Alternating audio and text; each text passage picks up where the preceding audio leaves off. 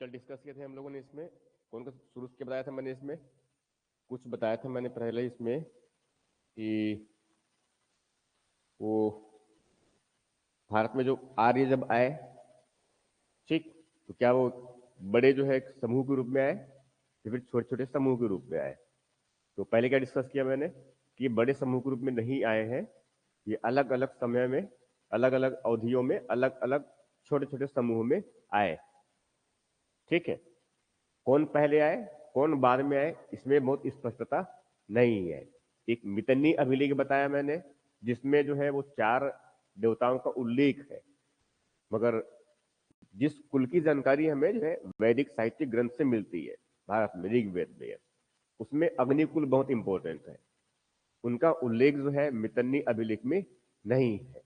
इससे स्पष्ट होता है कि अग्निकुल के लोग, अग्नि के उपासक जो लोग थे वो बाद में आए हैं। ठीक, एक ये डिस्कस किया था मैंने। उसके बाद फिर जो है मतलब ये क्या हुआ, ये छोटे छोटे समूह में आए हैं। ये मतलब क्या हुआ, ये छोटे छोटे समूह में आए हैं। और इसी में एक और जानकारी मिलती है कि इंद्र जो है बाद में वो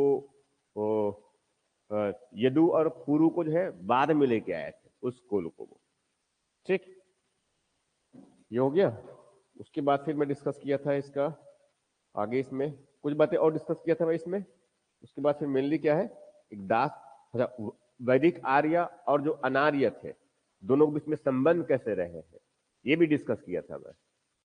ठीक है, तो संबंध किस प्रकार के रहा है, तो समानतः ये जो है एक दूसरे के प्रति जो है शत्रुता का भाव रखते थे। ठीक है, मगर ये हमेशा ही शत्रुता रहा है ऐसा नहीं है। संघर्ष जो मिले हैं वो आर्यों के मध्य भी है, आर्य और आर्यों के मध्य है, और साथ में कभी आर्य और गैर अनार्यों के मध्य भी है। ठीक है, मगर फाइनली जो है अंतिम रूप से जो है उनके जो कुछ मितभांड जो मिले हुए हैं आर्य और अनार्य के, वो मितभांड के जो अवशेष मिले हैं वो एक ही जगह से मिले हुए हैं। ठीक है, इससे स्पष्ट होता है कि दोनों आपस में मिलजुल करके भी रहते थे। ये मतलब कुछ संघर्ष थे मगर उनमें आपस में समन्वय की भावना भी विकसित हो चुका था। ठीक, किसकी बात कर रहे हैं हम इसमें कि जो वैदिक आर्य है और जो गैर आर्य है या फिर कह सकते हैं अनार्य, उनके बीच संबंध कैसा, तो संबंध कैसा था उनका, संघर्ष भी थे कुछ, और आगे जो है उसमें क्या हो गया, समन्वय हुआ और एक मिलीजुली उन्होंने संस्कृति का विकास हुआ। कौन संस्कृति, वैदिक संस्कृति। ठीक है, कि उसमें अगर देखें जैसे गविष्टि जो है, तो गविष्टि किसके मध्य होता है, वो आर्यों के मध्य ही होता है बेसिकली। गविष्टि कौन चुरा के ले जाता है, गायों को कौन चुरा के ले जाता है, दूसरा और कोई जन समूह है। ठीक है, और 10 राजाओं का युद्ध हुआ था, उसमें भी क्या है, एक तरफ सुदास और एक तरफ 10 जो संघ थे, उसमें 5 जो कौन थे, गैर आर्य थे, और 5 क्या थे, वो आर्य थे। इसका मतलब आर्य और अनार्यों का जो है गठबंधन भी हो चुका था। ठीक है, सहयोग के भावना को इंडिकेट करता है इस तरह से ये। फिर उसको डिस्कस किया था मैं, दास और दस्यु कौन है, ये डिस्कस किया था ना मैं ये। ठीक है, दास और दस्यु। तो दास जो है उस समय ऐसा समझ लो जो है उस समय ऐसा समझ लो कि दास का मतलब क्या हुआ, जो जो पराजित हुआ किसी युद्ध में, अगर मान लो वहां पराजित हो गया। ठीक है, तो जब पराजित हो गया है तो उस समय के मानक स्थापित था, जो पराजित हुआ है वह उसके अधीनस्थ होंगे, अधीनस्थ हो जाएंगे ये। ठीक है, तो उनके जो है धन गोधन हो चाहे जितने भी उनके धन संपत्ति, ठीक, वो सबको किस रूप में इकट्ठी कर उसको अपने अपने अधीन कर लेते थे, और साथ में उसमें जो लोग रहते हैं उनको क्या अपने अधीन बना लेते थे, मीन्स क्या है, दास बना लेते थे। ठीक है, तो उसी को क्या बोलते थे, दास। तो इस दास में जो है कुछ आर्य भी थे और कुछ क्या है, गैर आर्य भी हुआ करते थे। एक और जो शब्द यूज किया था मैंने, दस्यु। दस्यु के बारे में जो है ऋग्वेद में जो उल्लेख मिलता है, इनको क्या बोलते हैं, अंसा, चट्टी आंखों वाले। ठीक है, या फिर जो है अयज्जवन, जो वैदिक यज्ञ नहीं करते हैं, या फिर जो है अद्वेयु, जो देवताओं को नहीं मानते हैं, वेदों के वैदिक देवताओं को नहीं मानते, अद्वेयु बोलते हैं इनको। और एक जो है साथ में शिशन देवा, ये लिंग पूजा करते हैं। ये कौन है, दस्यु है। ये कौन है? दस्यु है। ठीक है, मतलब प्रश्न अगर अभी इस प्रकार से आया 2 नंबर के तो इसको ध्यान रखेंगे ये। ठीक, फिर डिस्कस किया था मैंने इसमें जो है इसका भौगोलिक विस्तार, इनका जो है भौगोलिक विस्तार। ठीक है, समझाया भी था इसको मैंने ये। ठीक है, इसके भौगोलिक विस्तार के बारे में मैंने क्या बताया कि पूर्व वैदिक काल में जो है भौगोलिक विस्तार कैसा था और उत्तर वैदिक काल में कैसा था, ये बातें हैं। ठीक, तो पूर्व वैदिक काल में जो है भौगोलिक विस्तार जानकारी कहां से मिलेगा हमें? ये ऋग्वेद से। और उत्तर वैदिक काल में भौगोलिक विस्तार, इसकी जानकारी कहां से मिलेगा हमें? उत्तर वैदिक जो साहित्यिक ग्रंथ है ये। अब उत्तर वैदिक साहित्यिक ग्रंथ मतलब कब की बात, कब तक कर लेंगे? कम से कम 600 बीसी तक। यहां तक जो उत्तर वैदिक साहित्यिक ग्रंथ हुए उसमें जो जानकारी मिलती है वो सब क्या है? उत्तर वैदिक कालीन, जो उत्तर वैदिक काल में जो आर्यों का विस्तार कहां तक हुआ। ठीक है, जिनकी जानकारी कहां से मिलेगा हमें? उत्तर वैदिक साहित्यिक ग्रंथ में। जबकि जो है ऋग्वैदिक काल में जो है उनका मुख्य विस्तार कहां तक था उसकी जानकारी कहां से मिलेगा हमें? ऋग्वेद से। समझ में आ रहा है जो कह रहा हूं मैं ये? ठीक है, तो ऋग्वेद में तो पूर्व वैदिक काल में तो कल डिस्कस भी किया हूं मैं। ठीक है, उसमें क्या डिस्कस किया था मैंने कि ऋग्वेद में जो जानकारी मिलती है हमें इसमें, ठीक है, कि क्योंकि ऋग्वेद में जो है करीब 42 देवता उसमें क्या बोलते हैं उनको, वो 42 नदियों का उल्लेख मिलता है। ये 25 प्रमुख है, अब उनमें से 7 क्या बोलते हैं? सप्त सिंधु, और यही उनका मूल क्षेत्र है। उनके निवास के प्रारंभिक मूल क्षेत्र क्या है? सप्त सिंधु है। ठीक है, ऋग्वेद में जो है कई जगहों पर उल्लेख मिलता है किसका? सप्त सिंधु का। ठीक है, और सर्वाधिक बार उल्लेख किसका मिलता है? सिंधु नदी का। ठीक है, तो बहुत और बाद में है ये। तो इसमें क्षेत्र बताया था मैंने, इसमें जो है कल तो मैप भी लिया था क्या मैंने इसमें? ठीक, इसको कल का पीडीएफ सब सेव नहीं कर पाया हूं मैं। ठीक, समझ में आ रहा है ये? अब इसको अगर ऐसा समझ ले तो ये पूर्व वैदिक, किसकी बात कर रहा हूं मैं? वैदिक सभ्यता।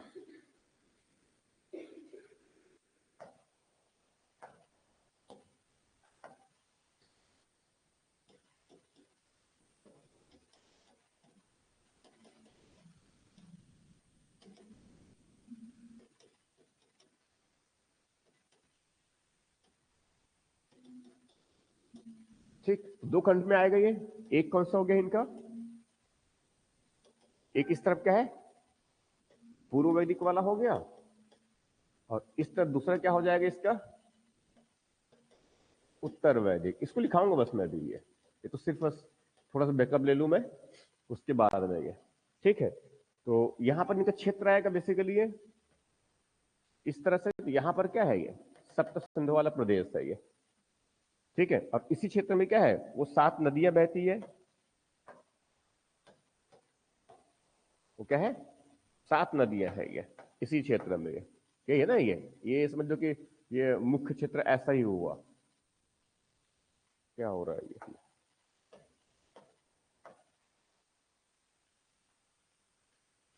ठीक है, समझ लो वैसा इस तरह से, बहुत स्पष्ट नहीं हो पा रहा है ये। ठीक, ये मगर आगे जो है, ठीक, मगर आगे चल करके जो है ये जो क्षेत्र है इस क्षेत्र में क्या हो जाएगा? इसका बदलाव आएगा। तो बदलाव किस तरह से आएगा?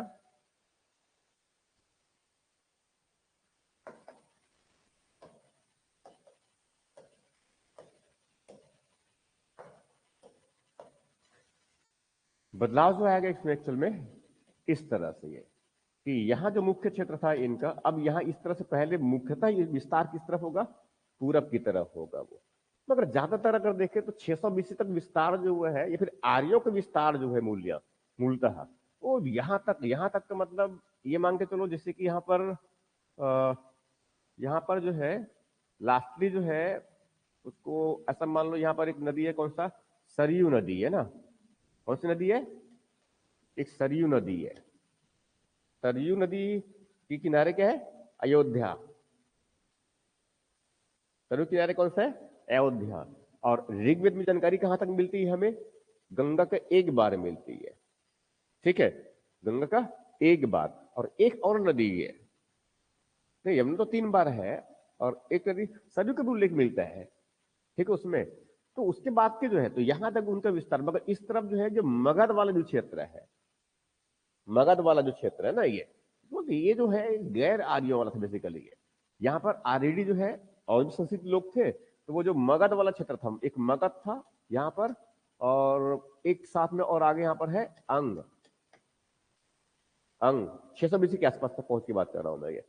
ठीक है, तो आर्यों का इस तरफ विस्तार हुआ, ठीक है, मगर इस तरफ दक्षिण की तरफ विस्तार जो है उतना तेजी से नहीं हुआ। इनका विस्तार होगा मगर उतनी तेजी से नहीं होगा जितना कि जो है इस तरफ पूरब की तरफ में हुआ।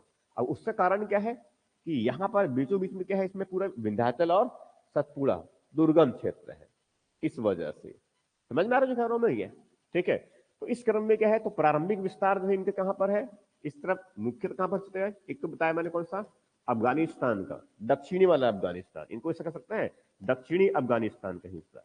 इसमें कुछ बताया था क्षेत्र मैंने, इसका कुछ क्षेत्र बताया था, उसके बाद कुछ क्षेत्र मैंने किस बताया, पंजाब का।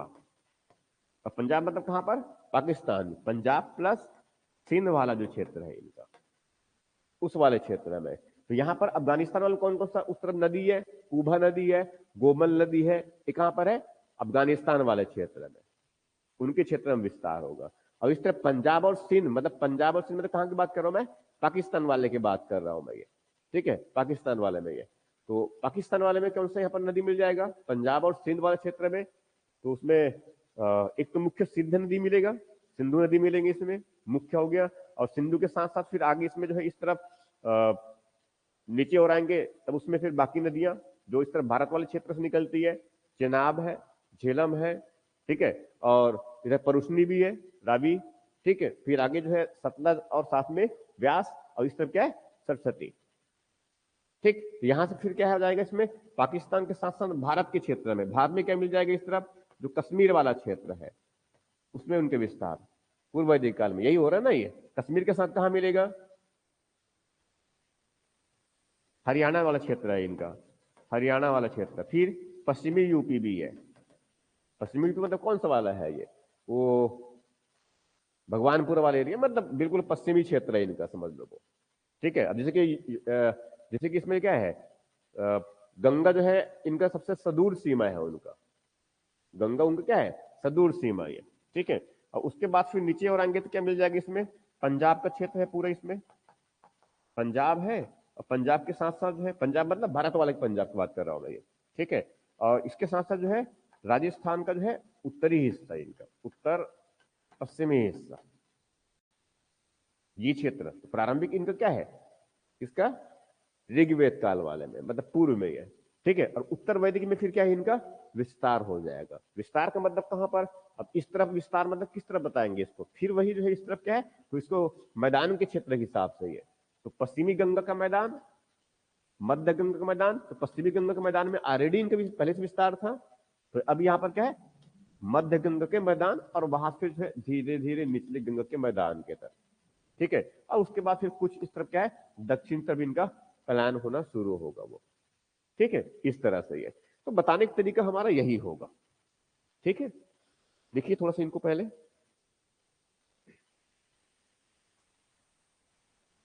भौगोलिक विस्तार एक साथ मेन हेडिंग देंगे, वैदिक सभ्यता तो लिखी ही ऑलरेडी, वही चल रहा है, तो इसमें भौगोलिक विस्तार।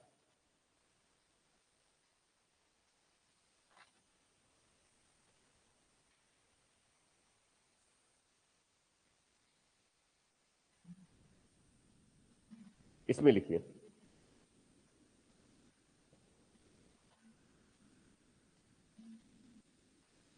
पहले हेडिंग डालेंगे ऋग वैदिक काल में भौगोलिक विस्तार।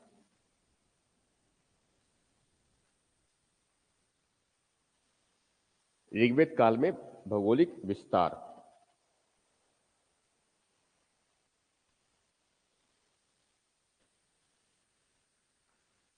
ऐसा कर लेंगे इसको।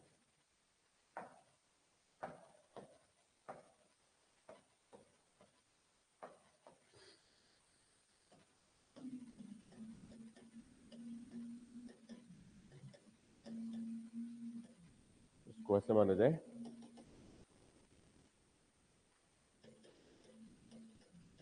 आर्यों का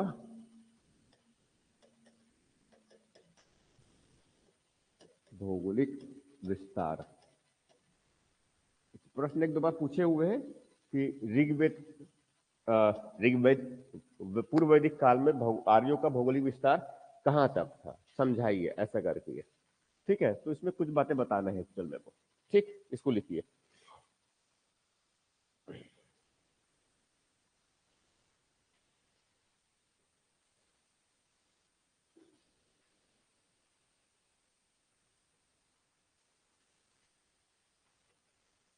ऋग्वेद में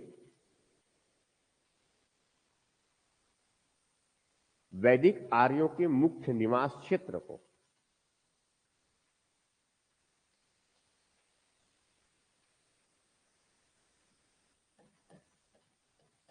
सप्त सिंधु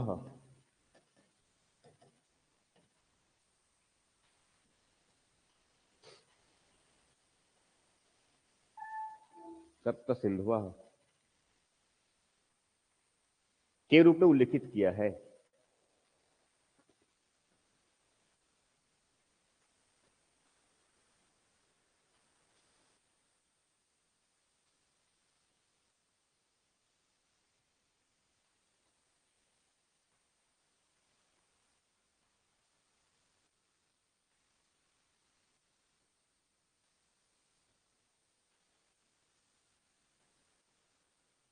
सप्त सिंधु के रूप में उल्लेखित है। साथ ही इसमें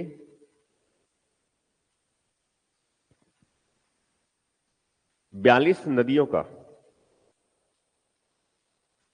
उल्लेख है।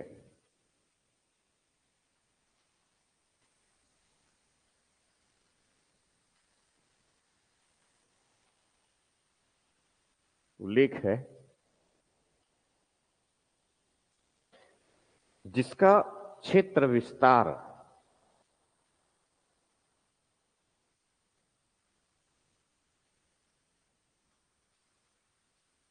जिनका क्षेत्र विस्तार भारतीय उपमहाद्वीप के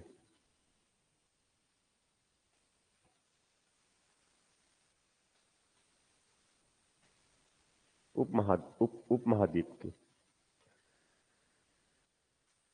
मुख्यतः उत्तर पश्चिमी क्षेत्र में है।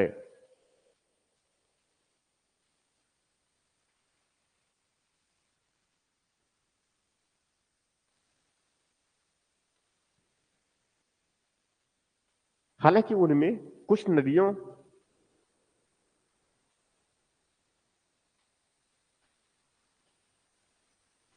हालांकि उनमें कुछ नदियों की पहचान में स्पष्टता का अभाव है।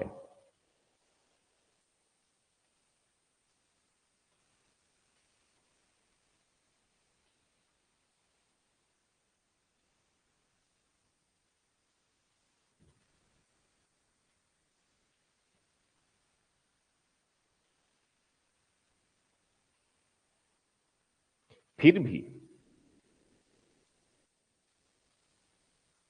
ऋग्वेद में दी गई सूचनाओं के आधार पर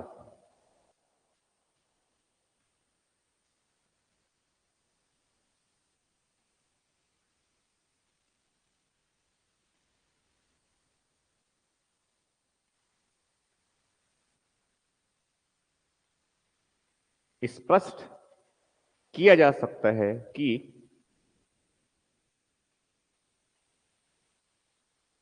पूर्व वैदिक काल में वैदिक आर्यों का भौगोलिक विस्तार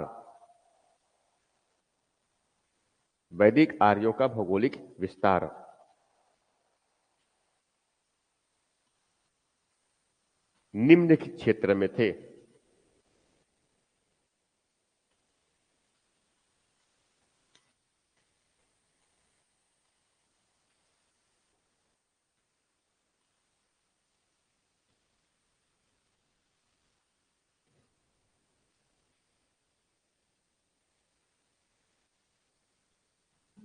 ठीक है, अब उसको पहले लिखिए इस तरफ, ऐसे कर लेंगे भौगोलिक क्षेत्र करके,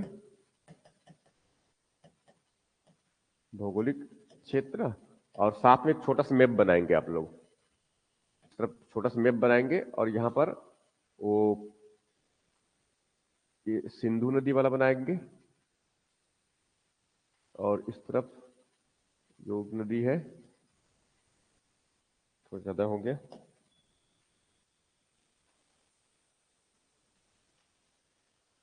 और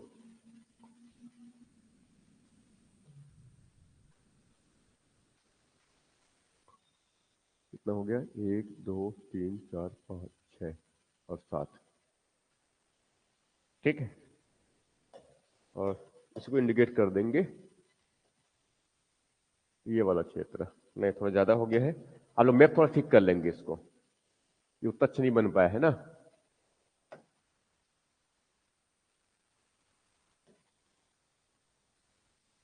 ठीक, ऐसा इंडिकेट कर लेंगे सप्त सिंधु प्रदेश वाला क्षेत्र, मैं जो कह रहा समझ में आ रहा है ना ये, ठीक है। मतलब ये जो क्षेत्र ऐसा अगर देखा जाए तो ये सप्त सिंधु प्रदेश मतलब कहां पर, तो यहां पर आएगा, ठीक है। वो सही नहीं बन पाया है, वो ऐसे उत्तर पश्चिमी क्षेत्र मतलब जम्मू कश्मीर के थोड़ा सा पश्चिम में, और उस तरफ अफगानिस्तान के बिल्कुल दक्षिण, और इधर जो तक्षशिला वगैरह था ना जहां पर, वहां पर वाला हिस्सा, और उसके नीचे आएंगे तो फिर वो इस तरफ और आएंगे तो पंजाब वाला क्षेत्र, भारत का पंजाब, और वहीं से लगा हुआ पाकिस्तान का पंजाब, तो पंजाब से वहां से उस तरफ सिंध है और हमारे यहाँ राजस्थान है, उसी क्षेत्र की बात कर रहा हूं मैं ये, ठीक। तो इनमें एक जो है क्षेत्र लिखिए पहले, ठीक, भौगोलिक क्षेत्र, तो पहला दूसरा करके लिख लेंगे ऐसे ये कंटिन्यू में ये, तो पहला पूर्वी अफगानिस्तान,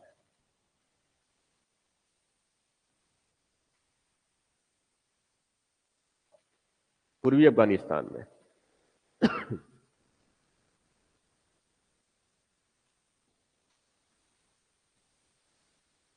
पश्चिम से सिंधु की सहायक नदी,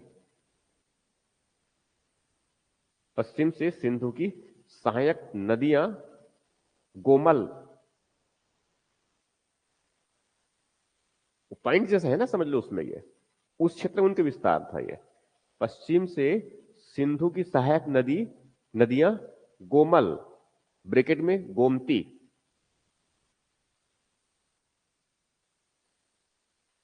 कामा सुषुमा, सु फिर षटकोण का सा वाला सु, और मा, ब्रैकेट में सोहन,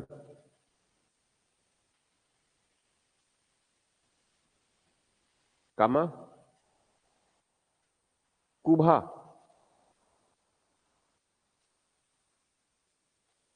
ब्रैकेट में काबुल आदि। ये कहां पर का हुआ, पूर्वी अफगानिस्तान वाला ये। उसके बाद फिर जो है सेकंड नंबर सिंध एवं पंजाब,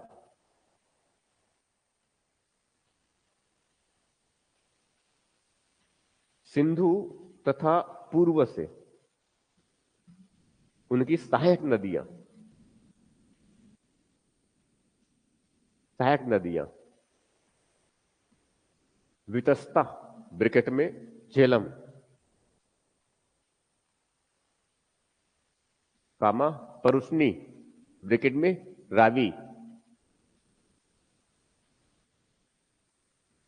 कामा अस्किनी, ब्रैकेट में चेनाब, कामा ससुद्री, ब्रैकेट में सतलज, ब्रैकेट में सतलज,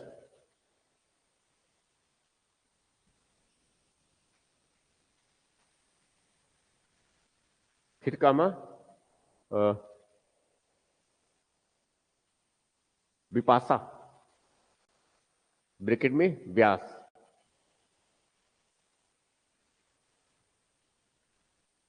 ब्रैकेट में व्यास।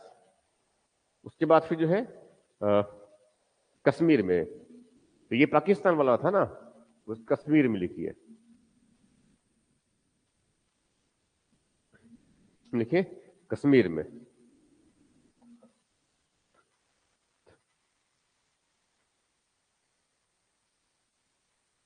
एक लिखिए इसमें जगह का नाम। अब रुको, लिखना मत, बता रहा हूं बस मैं। मरुद वृद्ध, कहीं वर्ड है, मरुद वृद्ध, राइट, नदी है।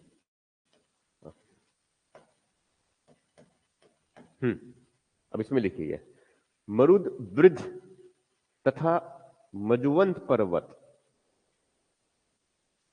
क्षेत्र में।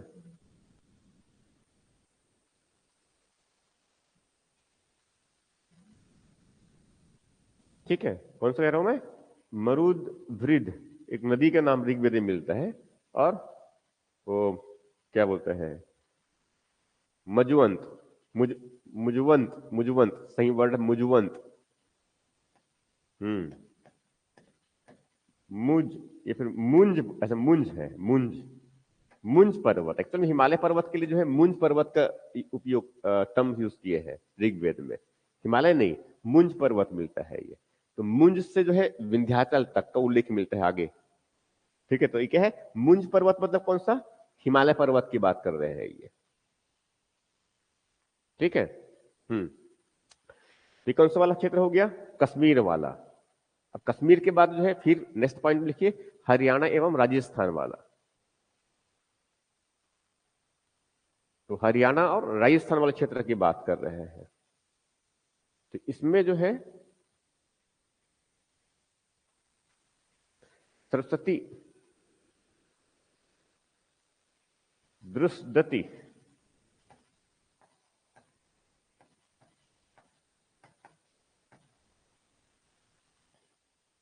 सरस्वती, दुर्दति एवं अपाया नदी क्षेत्र। अपाया नदी क्षेत्र में। उसको नेक्स्ट पश्चिमी यूपी, मतलब पश्चिमी उत्तर प्रदेश, पश्चिमी उत्तर प्रदेश।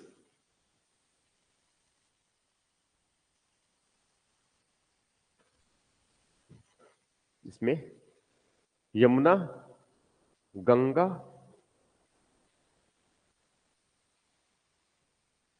एवं सरयू, सरयू नदी का क्षेत्र।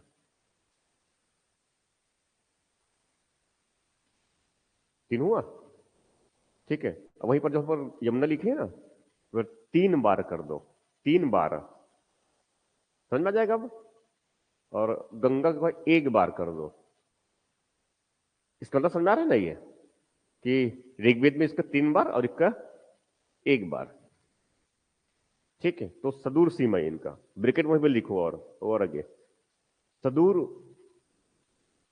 सीमा।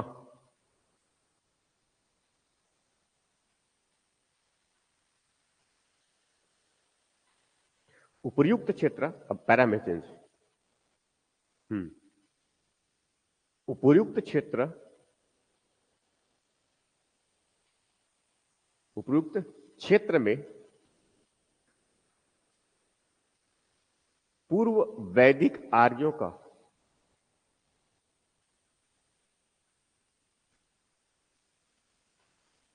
विस्तार था।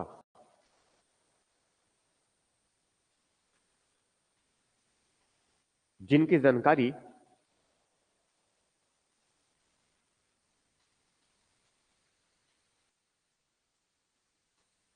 ऋग्वेद व कुछ पुरातात्विक साक्ष्यों से प्राप्त होती है।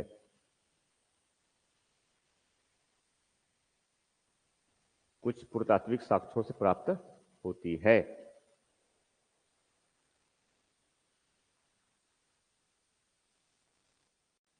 उसके बाद फिर जो है उत्तर वैदिक की तरफ चलिए। फिर हेडिंग डालिए, सेकंड नंबर कह देंगे उसको, उत्तर वैदिक काल में वैदिक आर्यों का भौगोलिक विस्तार।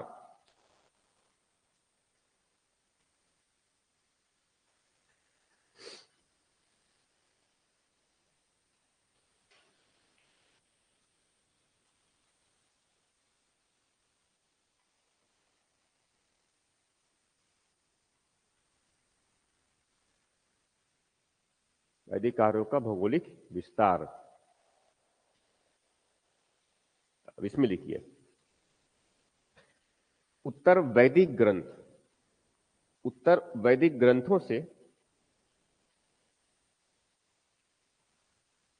प्राप्त सूचना तथा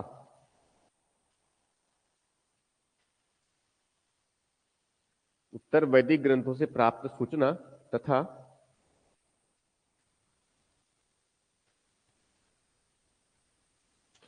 कुछ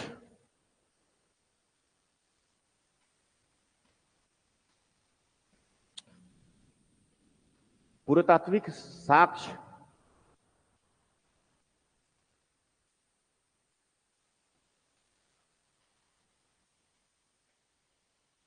अब ब्रैकेट में कर देंगे, वहीं पर ब्रैकेट में लिखेंगे चित्रित धूसर धूसर मिदभांड संस्कृति।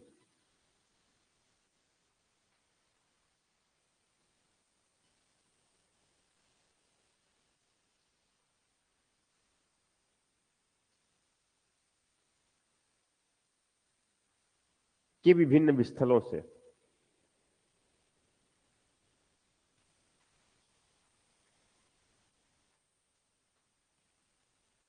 ठीक है। अब ब्रैकेट बंद। ब्रैकेट के पहले क्या लिखे हैं?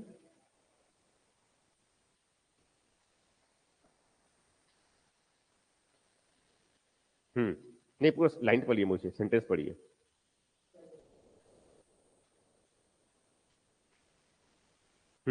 से जानकारी मिलती है,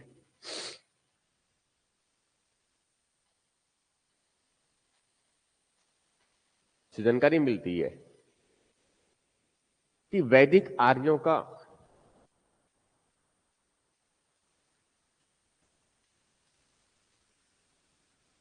अपने मूल निवास क्षेत्र सप्त सिंधु सप्त संध्य प्रदेश से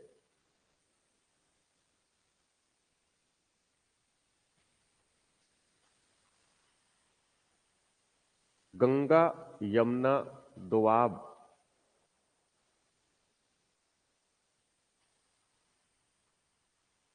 अर्थात पूरब की ओर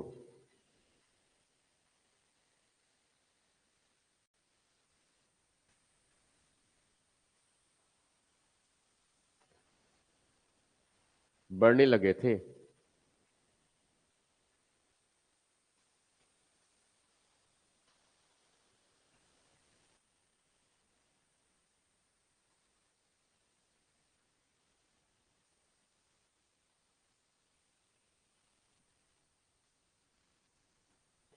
बढ़ने लगे थे उत्तरी भाग में, उत्तरी भाग में कुरु राज्य, उत्तरी भाग में कुरु राज्य, कुरु समझते हैं ना, कुरुक्षेत्र वाला कुरु राज्य स्थापित हो गया था तथा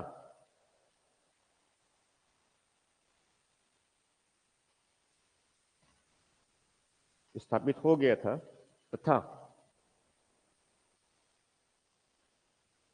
ऊपरी दोआब के मध्य भाग में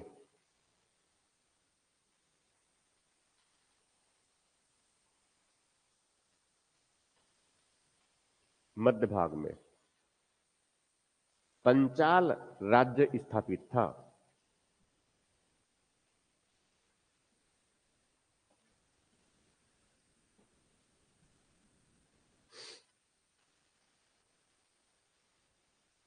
जहां ऋग्वेद में गंगा यमुना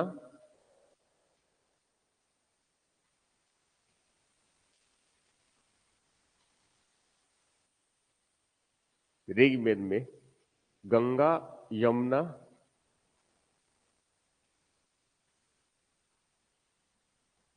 ऋग्वेद में गंगा यमुना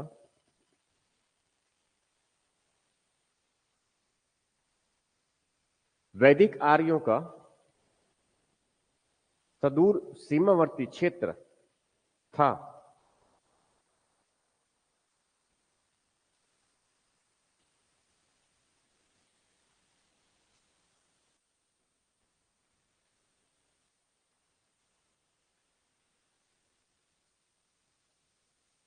क्षेत्र था, जबकि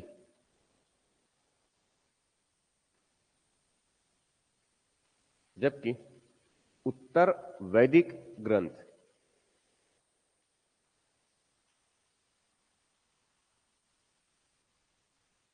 उत्तर वैदिक ग्रंथ इतरेय ब्राह्मण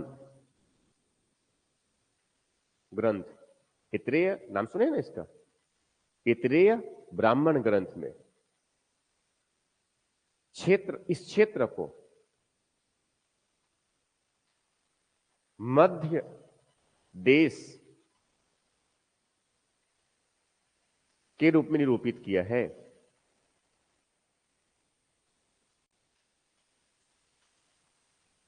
के रूप में निरूपित किया है।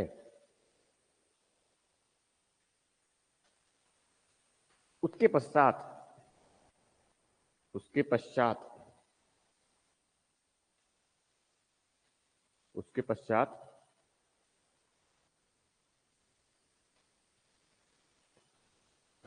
उत्तर वैदिक काल के अंत तक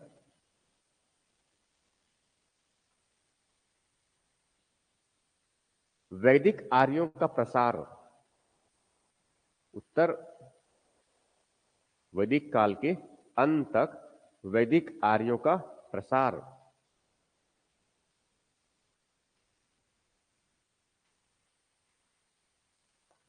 मध्य गंगा दोआब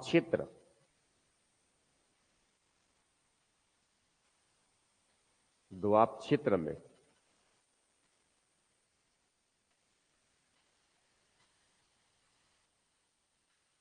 में हुआ।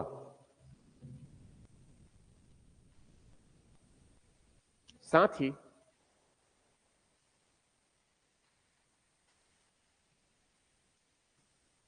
साथ ही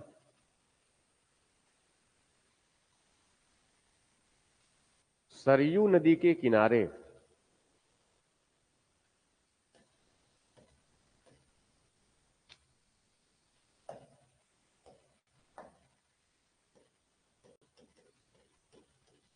कोसल राज्य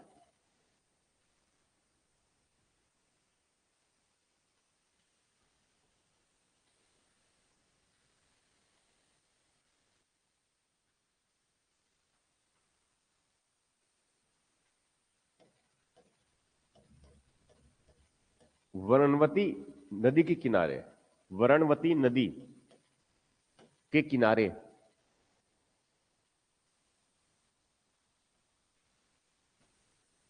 काशी राज्य, काशी जानते हैं ना, काशी काशी ठीक, काशी राज्य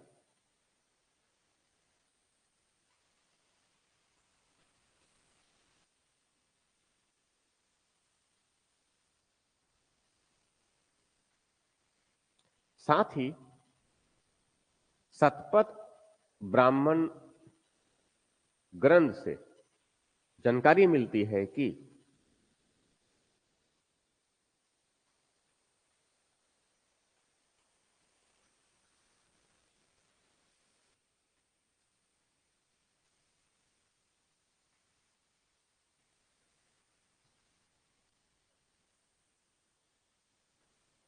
विदेह माधव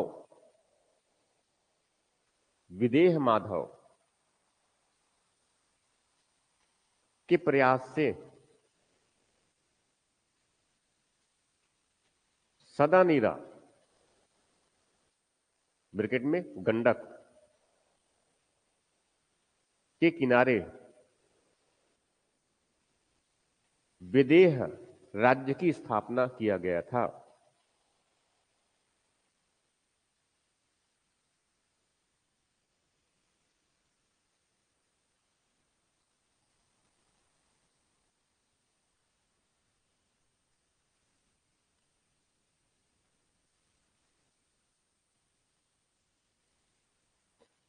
विदेह राज्य के पूरब एवं दक्षिणी क्षेत्र में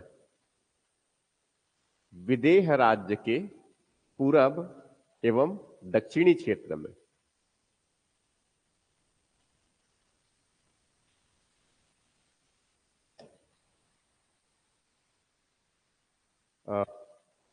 मे की जगह के करो।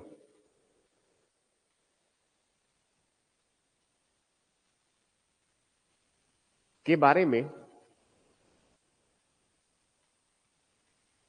अथर्व वेद से जानकारी मिलती है कि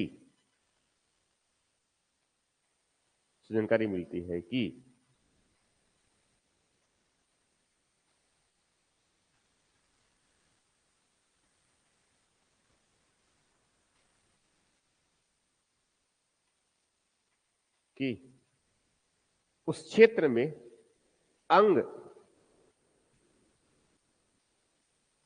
एवं मगध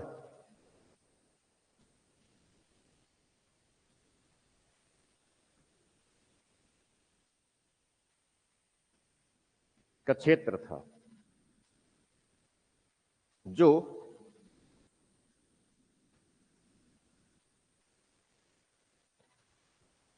आर्य क्षेत्र से बाहर था।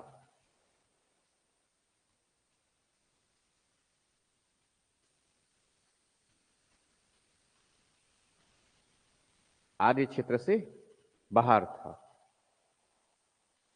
पैरा चेंज करके। इस प्रकार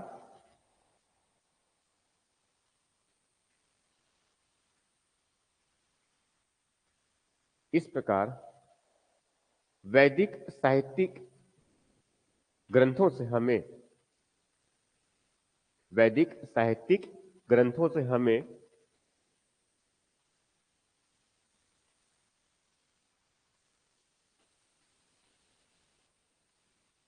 आर्यों की भौगोलिक विस्तार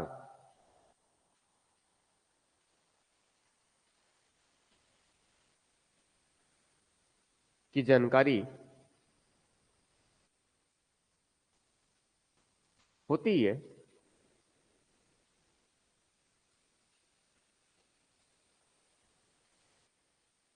जिनकी पुष्टि कुछ सीमा तक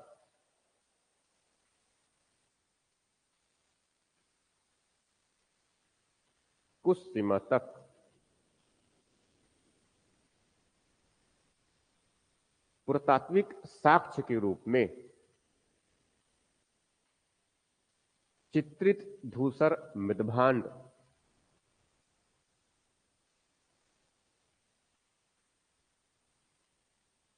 संस्कृति के स्थलों से होती है।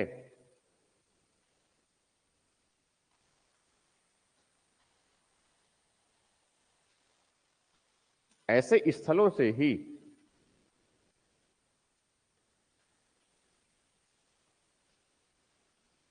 लौह युग के साक्ष्य प्राप्त हुए हैं। ऐसे स्थलों से ही लौह युग के साक्ष्य प्राप्त हुए हैं।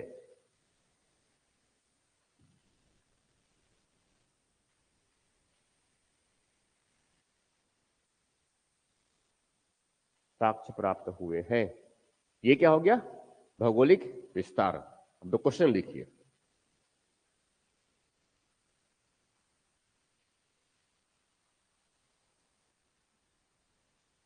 पूर्व वैदिक आर्यों के बारे में आप क्या जानते हैं? सुमन क्वेश्चन लिखिए, और जब आएंगे तो ये सब जितने क्वेश्चन लिखवाए हो मैंने सब लिख कर लाएंगे आप। और हेमलता भी क्वेश्चन लिखिए, और पूनम जी सुबह जब आएंगे तो क्वेश्चन लिख कर लेके आएंगे। ठीक, क्या है क्वेश्चन, क्या है? नहीं नहीं नहीं नहीं, ये कहाँ लिखवाया? लिखवाया क्वेश्चन मैंने, क्वेश्चन लिखवा दिया। पूर्व वैदिक आर्यों के भौगोलिक विस्तार के बारे में आप क्या जानते हैं? क्वेश्चन है पूर्व वैदिक आर्यों के भौगोलिक विस्तार के बारे में आप क्या जानते हैं?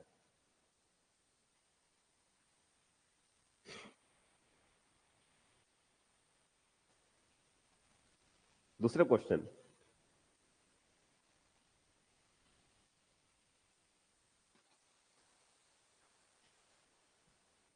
दो नंबर का क्या? 30 शब्द ना? ठीक है। और उसके बाद सेकंड वाला लिखिए फिर। सेकंड नंबर लिखिए,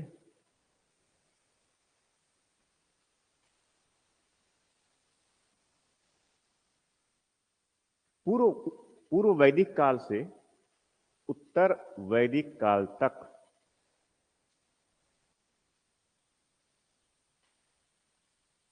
आर्यों के भौगोलिक विस्तार को समझाइए।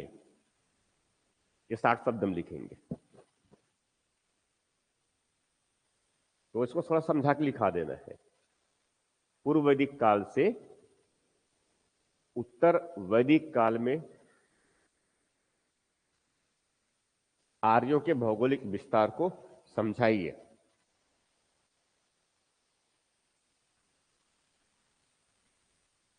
ठीक है, तो टेक्स्ट बुक में थोड़ा सा पढ़ेंगे तो भी, किताब में पढ़ेंगे तो भी मिलेगा ही है। अब इसके बाद फिर जो है, अब जो डिस्कस करना है मुझे वह है इसमें उनकी कुछ छोटी बात इसमें और है क्या?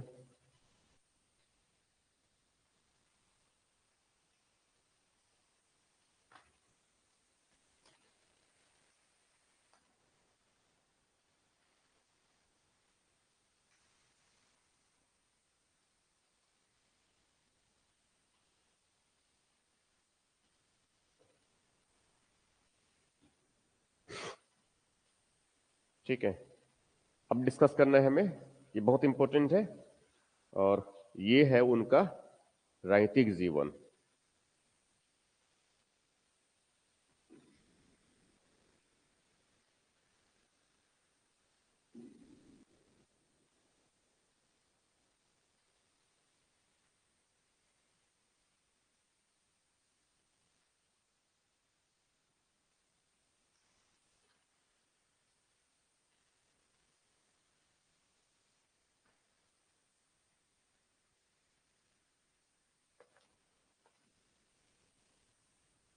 उनका क्या है? राजनीतिक जीवन। हम्म अब इनको समझेंगे किस प्रकार से हम जो है, क्या क्या बताया मैंने इसमें। एक तो क्या है, राजनीतिक जीवन की बात किया हूं मैंने। देखो क्या क्या चीज मुख्य बातें क्या क्या है इसमें आएगा। एक तो भौगोलिक विस्तार है, उनका राजनीतिक जीवन है, आर्थिक जीवन है, सामाजिक और धर्म और दर्शन। मूल रूप से इतनी बातें हैं। ठीक है, और आगे जो है हम जब कोई भी जो है राजवंश में चलेंगे, ये वैदिक के बाद अगर मान लो आगे जब 600 बीसी में भी जाएंगे तो भी लगभग इस प्रकार से पैटर्न चलेगा वो। उसके बाद जब मौर्य आएगा तो भी सेम पैटर्न चलेगा वो। ठीक है, तो आगे इस क्रम में पूरे लगातार बना रहेगा। कब तक? ये पूरा मध्यकाल रख गया। ठीक है, तो एक कौन सा हो गया? भौगोलिक विस्तार। ठीक, अब उसके बाद आगे बढ़ रहे हैं इस पर, दूसरे क्या देखते हैं, ऋग वैदकालीन जो है, फिर वैदिक सभ्यता में उनका राजनीतिक जीवन आगे ले रहा हूं मैं।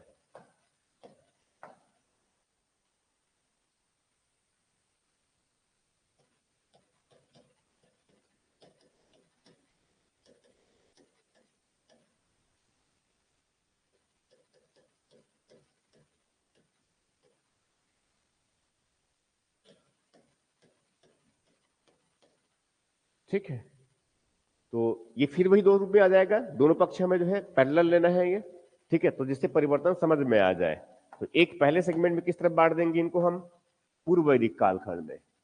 एक तरफ कर देंगे पूर्व वैदिक, एक तरफ कर दी हमने इसमें पूर्व वैदिक,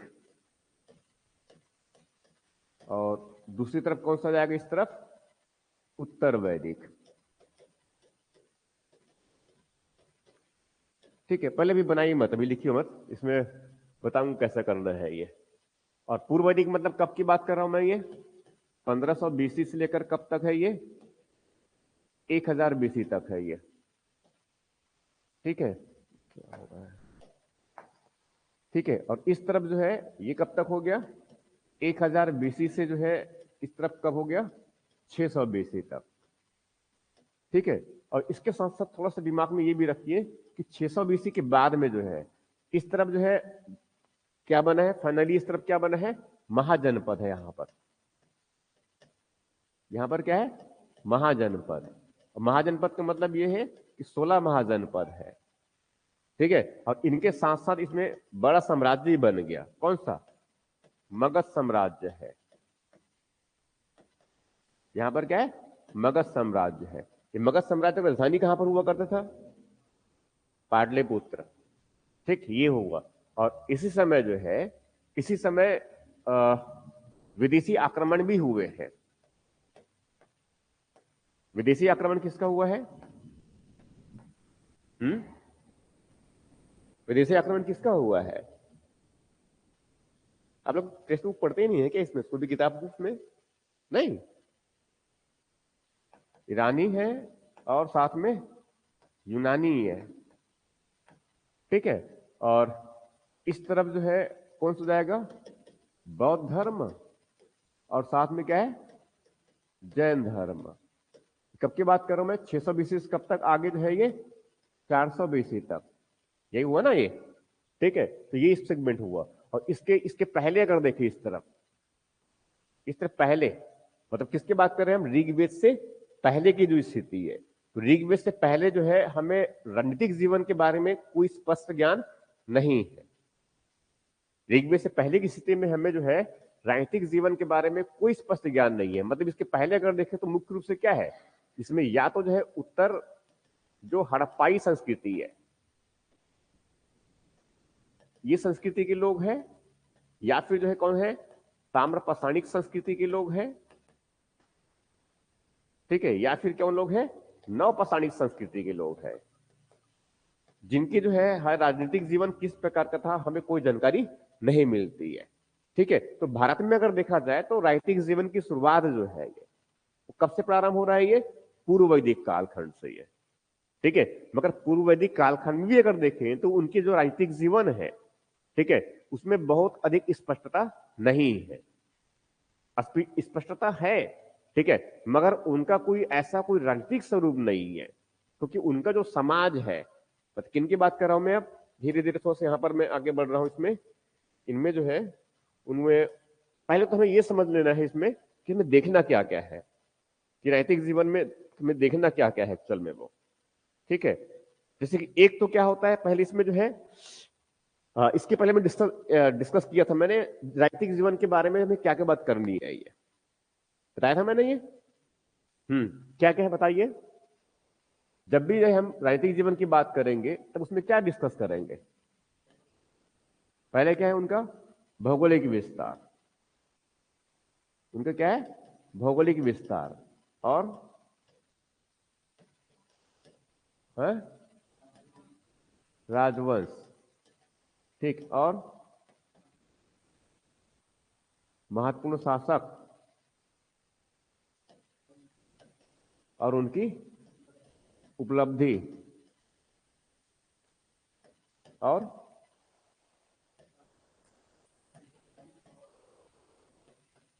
प्रशासक, अधिकारी और कर्मचारी, ठीक है। मतलब कम से कम ये कॉमन बात है, ये कॉमन बातें हैं कि कोई भी हम जब राजवंश या कोई भी अगर राज्य के बारे में पढ़ेंगे तो हम ये बेसिक बातें उसमें अंदर रहेगा, ये उसमें निहित रहेगा ये, ठीक है। और इसमें भी अगर देखें तो एक तो जो है भौगोलिक विस्तार का मतलब क्या बात कर रहे हैं? उस हम राज्य की बात कर रहे हैं, ठीक है। तो उस राज्य के राजनीतिक विस्तार की बात कर रहे हैं। तो एक इसमें क्या है? राजवंश। तो राजवंश का मतलब क्या है? इस राज्य का स्वरूप कैसा है, इनका स्वरूप। एक तो मूल बातें जो होता है इनका प्रकृति किस प्रकार की है ये, ठीक है। अब उसमें जो है क्या है? राजवंश है तो उसमें क्या होता है? राजा की स्थिति, ठीक है। तो ये तो इन जनरल मैंने डिस्कस किया था, ये जनरल मुख्य बातें हैं ये, ठीक है। ये जनरल क्या है? मुख्य बातें हैं। तो इसी में जो है हमें इसी में समझना है ये। अब हम किसकी बात कर रहे हैं? यहाँ पर जो है वैदिक काल की बात करते तो वैदिक काल की राजनीतिक जीवन में जो है वैदिक कालीन जो राजनीतिक जीवन, यहां तक समझ में आ गया मैं जो बता रहा हूं मैं? यहां तक समझ में आ गया कि इसके पहले जो है हड़प्पाई वाला सेगमेंट है जिसमें राजनीतिक जीवन किस प्रकार का था, या फिर हड़प्पाई के साथ साथ इस तरफ जो है ताम्रपाषाणिक संस्कृति के लोग हैं, नवपाषाणिक संस्कृति के लोग हैं, जिनकी हमें जो है राजनीतिक जीवन के बारे में कोई जानकारी नहीं है, ठीक है। अब इसके बाद कौन सा? ये वैदिक वाला कालखंड है पूरा ये। और वैदिक कालखंड मतलब कब? लगभग कितना?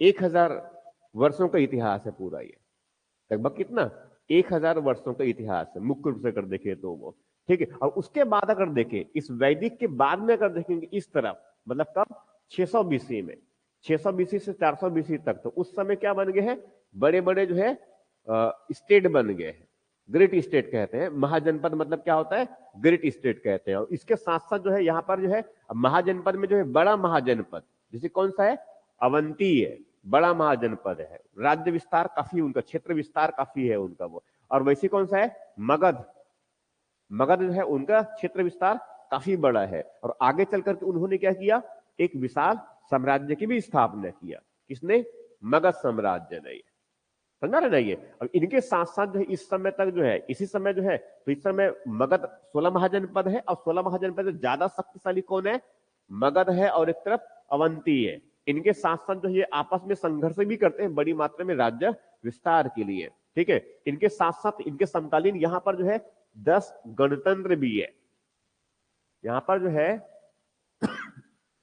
यहां पर जो है 10 गणतंत्र भी है। 600 बीसी की बात कर रहा हूं ना मैं ये, तो 600 बीसी में क्या है, 10 गणतंत्र भी है। तो इस समय समझ लो कि राज्य का वास्तविक चेहरा जो है सामने आ चुका है।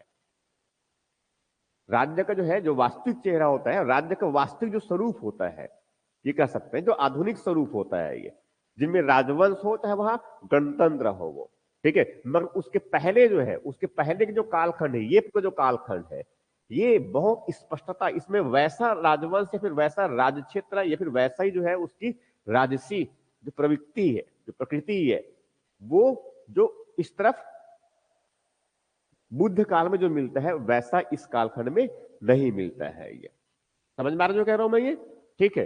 तो इस पूरे कालखंड में क्या हुआ है, कुछ नहीं था इस तरफ, तो यहां पर उनका कुछ बुनियादी जो स्ट्रक्चर है पूर्व वैदिक काल में वो स्थापित हुआ। समझ में आ रहा जो कह रहा हूं मैं ये, इस पूर्व वैदिक काल में जो है कुछ बुनियादी जो स्ट्रक्चर है राजनीतिक जीवन का वो स्थापित होगा। और इस तरफ जो उत्तर वैदिक कालखंड है, उत्तर वैदिक कालखंड में उस तरफ पूर्व वैदिक कालखंड में जो राजनीतिक जो ढांचा जो स्थापित हो रहा था वही आगे यहां पर क्या होगा, कुछ बदलावों के साथ उनमें मजबूती आएगी, बदलाव के साथ मजबूती आएगा, और वही फिर उनका स्वरूप जो है बनना शुरू होगा, किसके लिए, उस आगे 600 बीसी के लिए। ये मतलब ये कहा जाए कि वो 600 बीसी में जो है उस प्रकार से बड़े बड़े जो महाजनपद बने हैं, उनका मूल आधार या उनका प्रारंभ कहां मिलेगा हमें, इस पूर्व वैदिक कालखंड में। ये समझ में आ रहा है कह रहा हूं मैं ये, तो इनको हमें क्रम के रूप में समझ लेना है एक्चुअल में। वो हमें इनको जो है पूरे यहां से लेकर कहां तक, एक पूरा उत्तर वैदिक काल तक एक क्रम के रूप में मिलेगा इसमें यह, ठीक। अब इस क्रम के रूप में मतलब क्या हुआ कि इसमें कुछ बेसिक बातें हैं यह, ठीक। अब इसमें जो है कुल मिलाकर के जैसे कि जो है जो इसके जो राजनीतिक जीवन है, राजनीतिक जीवन में, तो राजनीतिक जीवन में जो है इसमें कुछ कुछ बातें, जैसे पहली जो बात है इसमें, एक तो क्या होता है इसमें राज्य का स्वरूप होता है ये, एक क्या है, राज्य का स्वरूप, एक बातें है ये, ठीक है, जिसको डिस्कस करूंगा मैं। और राज्य के स्वरूप के साथ साथ दूसरी जो बातें होती है उसमें जो है राजा की स्थिति, दूसरी जो होती है इसमें जो है राजा की स्थिति, जिस रूप में हो, चाहे वो राजवंश के रूप में राजा हो या फिर किसी भी रूप में हो वो, ठीक है। और उनके साथ साथ जो है उसमें उनकी जो है कर प्रणाली, हम किसकी बात कर रहे हैं अभी इसमें, वैदिक की बात कर रहे हैं, वैदिक कालीन की बात कर रहे हैं, ठीक है। तो राजा की स्थिति हो गया, और राजा की स्थिति के साथ साथ जो है इनकी कर व्यवस्था, क्योंकि इनके पास ज्यादा बहुत अच्छी कोई व्यवस्था नहीं है, इनके पास क्या है, कर व्यवस्था, ठीक है। और कर व्यवस्था के साथ साथ इनके पास में जो है वहां जो है उनका जो है अधिकारी वर्ग और अधिकारी और सैन्य व्यवस्था, इनका अधिकारी और सैन्य व्यवस्था, एक ये हुआ। और वैसे ही साथ में इसमें क्या है, कुछ जनजातीय संस्थाएं हैं इनकी, ये जनजातीय संस्थाएं मतलब किनकी बात कर रहा हूं मैं, सभा और समिति वाले ही है, जनजाति संस्थाएं और उन साथ में उनकी जो है प्रशासनिक इकाई। इनको पहले भी ले सकते हैं, थोड़ा सा उधर पहले मैं ले लूंगा तो इसको मैं पहले कर देता हूं। वो इनका प्रशासनिक इकाई। तो मुख्य रूप से समझ लो जो है इतने सेगमेंट है जिस पर हमें इस पर डिस्कस करनी है ये। या फिर जो है वैदिक काल में जो है जब हम इसमें पूर्व वैदिक और साथ में जो है उत्तर वैदिक, तो एक कालखंड क्या आ जाएगा हमारा इसमें पूर्व वैदिक का और दूसरा कालखंड क्या आ जाएगा इसका उत्तर वैदिक का। ठीक है, यही बात है इनमें से। तो एक पहली कालखंड, तो इसमें से मैं 1 बाय 1 करके बताते जा रहा हूं मैं ये, समझ आ रहा है ये? पहले थोड़ा समझ लीजिए, उसके बाद इसको लिखवाऊंगा फिर मैं ये। ठीक, अब इसमें जो है जैसे कि जो है पूर्व वैदिक काल में ये, पूर्व वैदिक काल में जो है इनका जो जीवन है ये, पूर्व वैदिक काल में जो है जो जीवन है इन लोगों का किस प्रकार का है, एक कबीलाई समाज है ये। किस प्रकार की व्यवस्था है इनमें, कबीलाई समाज है ये। मूल रूप से क्या है, एक पशुपालक है ये। मूल रूप से क्या है ये, पशुपालक है ये। पशुपालक है इसका मतलब ये हुआ कि ये अपनी पशुओं को, और इनका स्वरूप ये पशुपालक है। बेसिक उद्देश्य क्या है, इनको उनके पशु सुरक्षित रहे और उनको चारागाह मिले। ठीक है, उनके पशु जो है सुरक्षित रहे और उनके चारागाह उनको मिले। ठीक, लड़ाइयां भी होती है, किस लिए होती है ये, पशुओं के लिए लड़ाइयां होती है। किस लड़ाइयां होती है ये, पशुओं की लड़ाइयां होती है। और पशुओं की लड़ाइयां जो होती है उनमें पशुओं को सुरक्षित रखने के लिए वो पशुओं को पूरे एक जगह पर बाड़ी में रखते हैं और एक साथ रहते हैं।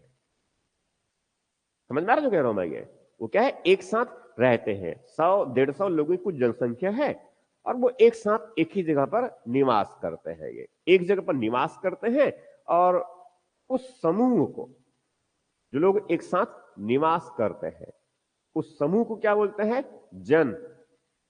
उस समूह को क्या बोलते हैं, जन। ठीक है, तो जन एक्चुअल में क्या है, कोई क्षेत्र नहीं है, वो बेसिकली क्या है, लोगों का एक समूह है। ठीक है, तो और उस जन का जो प्रमुख होता है, ठीक है, अब चूंकि वो क्या है, स्थायी नहीं है, क्योंकि सब क्या है, पशु चारक है, पशुपालक है। तो पशुपालक है इसका मतलब कि चारागाह में चारा अगर समाप्त हो गए तो वहां से वो मूव कर जाएगा, किसी और क्षेत्र में चले जाएगा ये। ठीक है, इसका मतलब इनका जो है, जो जीवन में जो आर्थिक गतिविधियां हैं वो स्थायी नहीं है। जीवन में जो आर्थिक गतिविधियां है क्या है, वो स्थायी नहीं है ये। अगर ये आर्थिक गतिविधियां अगर स्थायी नहीं है, इसका मतलब ये है कि इनके पास में कोई बहुत अधिक जो है अतिरिक्त संसाधन नहीं है। इनके पास में बहुत अधिक अतिरिक्त संसाधन नहीं है, जैसे तैसे करके जो है ये अपनी गुजर बसर करते हैं। राइट, मतलब इनके पास में कोई बहुत अधिक जो है कोई सुख सुविधाएं इनके पास उपलब्ध है, ऐसा बिल्कुल भी नहीं है। समझा रहे हैं? ठीक है, मतलब यह हुआ कि यहां जो है कोई बहुत शक्तिशाली लोगों का समूह है, ऐसा नहीं है। बहुत अधिक जो है इनके पास संसाधन है, ऐसा भी बहुत नहीं है। ये जो है बहुत अच्छा जो है खेती करने वाले लोग हैं, ऐसे नहीं है। ये प्रारंभिक रूप से जो है पशुपालक है, हालांकि थोड़ी बहुत मात्रा में खेती बाड़ी करते हैं ये। ठीक है, मगर खेती बाड़ी जो है ये बहुत अधिक नहीं कर सकते। क्यों नहीं कर सकते, क्यों नहीं कर सकते, क्योंकि क्या है ये, उनको जो है पशुओं को लेकर जो है पशु के लिए जो है वो चारागाह की खोज में क्या है, यहां वहां उनको भटकने पड़ते हैं। समस्या ये है इनकी है। ठीक है, और इसीलिए जो है ये क्या है, लंबे समय तक एक जगह पर नहीं रह सकते। और अगर खेती करना है तो उनके लिए क्या चाहिए, एक जगह पर रहना पड़ेगा ना, सबसे इंपॉर्टेंट तो यही है। ठीक है, तो इस तरह की जो जानकारी जो मिलती है, मतलब इनका जो है प्रारंभिक जो जो जीवन है, पूर्व वैदिक काल की बात कर रहा हूं मैं, पूर्व वैदिक काल, इसको ऐसा शब्द लिख देता हूं मैं यहां पर। ये क्या है, पूर्व वैदिक हो गया और इस तरफ क्या है, उत्तर वैदिक। ठीक है, तो पूर्व वैदिक में जो है जिनकी जानकारी, तो पूर्व वैदिक की जानकारी कहां से मिलेगा हमें, जो है केवल ऋग्वेद से मिलेगा। ठीक है, अब उत्तर वैदिक की जानकारी कहां से, उत्तर वैदिक ग्रंथ है और इसके साथ साथ कुछ पुरातात्विक साक्ष्य मिलेंगे। तो जो पूर्व वैदिक जो कालखंड है उससे जानकारी मिल, उसमें जानकारी मिलने से कहां पर, ऋग्वेद से। तो ऋग्वेद से जानकारी जो मिलती है उनमें जैसे बताया मैंने जो है कि उनका जो जो लोग रहते हैं वो बेसिकली क्या है, वो जनों का समूह है, लोगों का समूह है। इसीलिए जो है उनकी जो कोई वो भौगोलिक क्षेत्र ना हो करके, लोग जिस क्षेत्र में रहते हैं, ठीक है, वो क्षेत्र नहीं एक्चुअल में, वो लोगों का एक समूह है जिनको क्या बोलते हैं, वो जन कहते हैं। ठीक है, और ये वास्तविक रूप में कोई बहुत कोई एक राजनीतिक एक आधुनिक राज्य के रूप में नहीं है, क्योंकि उसमें राज्य क्षेत्र की अवधारणा नहीं है भैया। किसकी अवधारणा है वहां पर, लोगों की समूह, मतलब एक जमघट की अवधारणा है वैसे कह लीजिए। और जमघट को ही क्या बोलते हैं, वो जन बोलते हैं। और जन के जो मुखिया के रूप में, जन के मुखिया के रूप में गोप्ता होते हैं। जन के मुखिया के रूप में क्या होता है, गोप्ता। ठीक है, जन के मुख्य रूप में क्या है, गोप्ता। और कभी कभी जो है उस जन को ही, जन को कभी कभी जो है, जन को कभी कभी जो है राजन्य भी कहते हैं। वो क्या कहते हैं, राजन्य। राजन्य भी उल्लेख मिलते हैं और कहीं पर उनको राजन भी मिलता है। ये समझ में आ रहा जो कह रहा हूं ये, ठीक। मतलब ये हुआ कि इस समय इनका जो समाज जो है कोई बहुत स्थिर समाज नहीं है। ये कह सकते हैं अर्ध घूमंतु। कैसा है, अर्ध घूमंतु। अर्ध घूमंतु समझते हैं, अर्ध घूमंतु मतलब क्या है, अर्ध घूमंतु कुछ समय स्थायी रहेगा, कुछ समय फिर घूमेगा। चारा घास जहां पर मिला कम से कम 20, 25, 30 दिन तक आसपास रह गए, उनके बाद फिर किसी और दूसरे क्षेत्र में चले गए। समझा रहे, इसे क्या बोलते हैं, अर्ध घूमंतु कहते हैं ये। ठीक है, एकदम से खाना बदोश नहीं कह सकते इनको, पूरी तरह से खाना बदोश नहीं कर सकते। ठीक है, मगर कुछ क्या है, इनमें स्थिरता है, मगर पूरी तरह से स्थिर नहीं है। मतलब इनका समाज भी स्थिर नहीं है और ना ही इनका राजनीतिक जीवन स्थिर है ये। तो इसीलिए जो है इस तरह की जो इस तरह की जो समाज है, इस तरह की जो राजनीतिक व्यवस्था है, इस व्यवस्था को बोलते हैं, क्योंकि इसमें प्रमुख क्या होता है, जन होते हैं। इसीलिए जो है इस व्यवस्था को बोलते हैं जन आधारित कबीलाई व्यवस्था। इनका राज्य का स्वरूप वास्तविक में जैसा वर्तमान स्वरूप है ऐसा नहीं है। इनके पास में क्षेत्र की अवधारणा नहीं है, राज्य क्षेत्र की अवधारणा नहीं है, बल्कि क्या है, जनों का एक समूह है जिसके मुखिया कौन होते हैं, जन या राजन्य। जिनके लोगों का जो समूह होता है उसे क्या बोलते हैं, जन। जिनके मुखिया क्या होते हैं, गोप्ता या राजन्य। समझ में आ जो कह रहा हूं मैं ये, ठीक है। तो ये बेसिकली क्या है, एक पशुपालक समाज है। ये बेसिकली क्या है, एक पशुपालक समाज है। इसीलिए ऋग्वेद में जो है कई बार उल्लेख मिलता है जन का, मगर कोई जनपद का उल्लेख नहीं मिलता है। जनपद का उल्लेख मिलता है किसमें, उत्तर वैदिक काल में। मैं जो कह रहा हूं समझ में आ रहा है ये, ठीक है। मतलब प्राथमिक रूप से अगर देखें कि ये कैसी समाज है, ये कैसा इनका स्वरूप है, एक कबीलाई है। इनका स्वरूप कैसा है, कबीलाई स्वरूप में है ये। कबीलाई स्वरूप का मतलब ये हुआ, कबीलाई स्वरूप का मतलब ये हुआ कि अब जो है इनके पास में अभी कोई व्यवस्थित राज्य क्षेत्र नहीं है। इनके पास में कोई व्यवस्थित राज्य क्षेत्र नहीं है। इसी कबीलाई क्षेत्र में जो लोग रहते हैं उस लोगों के समूह को क्या बोलते हैं, जन कहते हैं। तो ये जो है उनके प्रशासन का सबसे बड़ा इकाई हुआ। अभी यहां पर राज्य या फिर राष्ट्र की कोई अवधारणा नहीं है, ठीक। इस जन का जो मुखिया है, इस जन का जो मुखिया है उसको क्या बोलते हैं, गोप्ता। उसे क्या बोलते हैं, गोप्ता, ठीक है। और गोप्ता, और कभी कभी इसी के लिए टर्म्स यूज करते हैं राजन, और कभी कभी इनको जो है राजन्य टर्म्स भी यूज करते हैं। ऐसा ऋग्वेद में कई बार मिलता है। ये समझ में आ रहा जो कह रहा हूं मैं ये, एक ये हुआ वो, ठीक। इनका स्वरूप कैसा है, कबीलाई है। कबीलाई होने की वजह से इनके पास में कोई स्थायी उनका सेना वगैरह नहीं रहेगा, ठीक। और इसमें जन का जो मुखिया है कौन, ये गोप्ता। ये भी जो है कोई बहुत अधिक शक्तिशाली होगा ऐसा नहीं है, राइट। ठीक, तो ऐसे जो है कई जन मिलेंगे, ऐसे जो है कई जन मिलेंगे। कई जन का मतलब क्या हुआ, और वही जन आपस में क्या करते हैं, वो संघर्ष करते हैं। संघर्ष किसके लिए करते हैं, पशुओं के लिए करते हैं, वो चारागाह के लिए संघर्ष करते हैं ये, ठीक है। और चूंकि इनके पास भी बहुत अधिक संसाधन नहीं है, इनके पास में कोई सरप्लस प्रोडक्शन हो रहा है ऐसा बिल्कुल भी नहीं है, ठीक है। और सरप्लस प्रोडक्शन अगर नहीं है तो स्वाभाविक है उनके पास में एक तो देने के लिए भी कुछ अधिक नहीं मिलेगा, देने के लिए भी कुछ अधिक नहीं मिलेगा। तो स्वाभाविक है ये जो प्रमुख होंगे वो बहुत अधिक अपने लोगों से जो है ज्यादा कुछ कर वगैरह की वसूली नहीं कर पाएंगे। तो कर वसूलने की व्यवस्था ही नहीं है। ये बेसिकली क्या करते हैं, ये जो मुखिया है, ये जो मुखिया है गोप्ता, इनको बोलते हैं कभी कभी इनको जनस्य गोप्ता, इनके ऋग्वेद में शब्द मिलता है जनस्य गोप्ता, ये मिलते हैं। तो जनस्य गोप्ता मतलब जनस्य गोप्ता या फिर जनस्य गोप।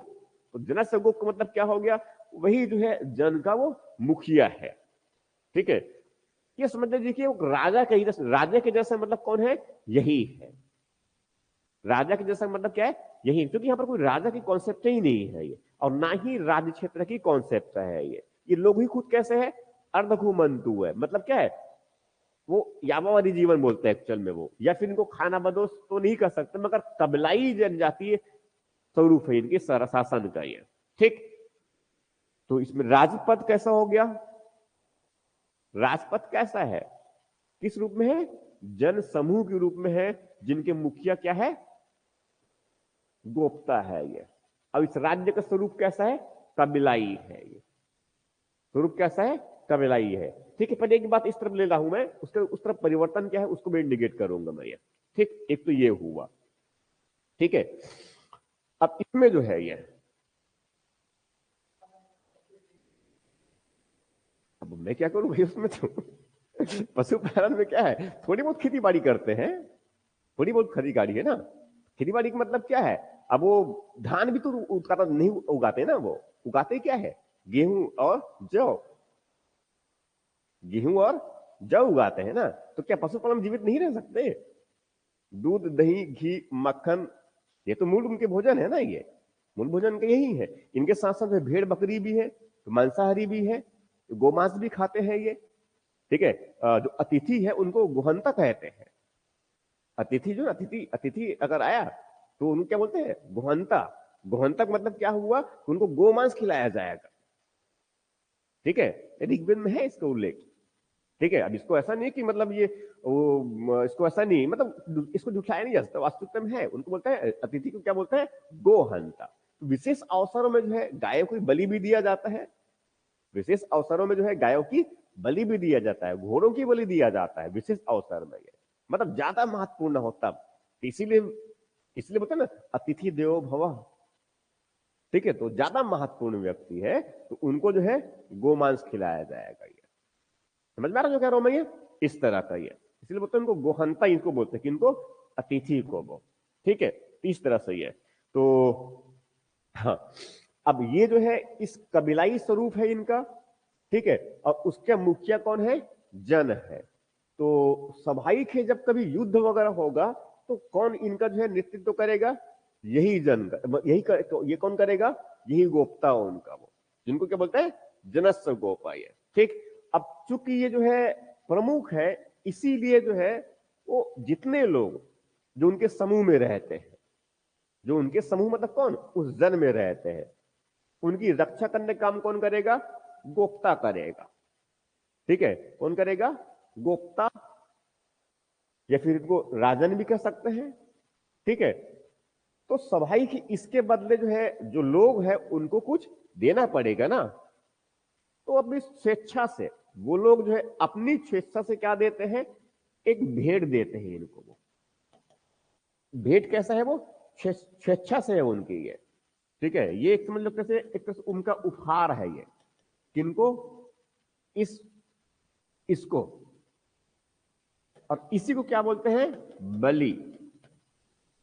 इसको क्या बोलते हैं, बलि, ठीक है। मतलब ये कोई अनिवार्य कर्म नहीं है ये, ये बलि जो है अभी कोई अनिवार्य कर नहीं है यहां पर, ठीक है। ये कोई अनिवार्य कर नहीं है, इसका मतलब ये है कि ये जो गोप्ता है या फिर जो राजन है वो अनिवार्य रूप से जो है इसको मांगने के लिए वहां दबाव डाल सकता है, ऐसा बिल्कुल भी नहीं है, ठीक। तो स्वाभाविक है जब ये अनिवार्य नहीं है तो उस समय ये जो राजन या फिर गोप्ता जो है इनके पास में बहुत अधिक संसाधन नहीं है, और इनके पास में बहुत अधिक संसाधन अगर नहीं है तो स्वाभाविक है ये बहुत अधिक कोई अपना सैनिक या फिर शास्त्र युद्ध अस्त्र शस्त्र वगैरह तैयार कर ले, ऐसा भी नहीं है।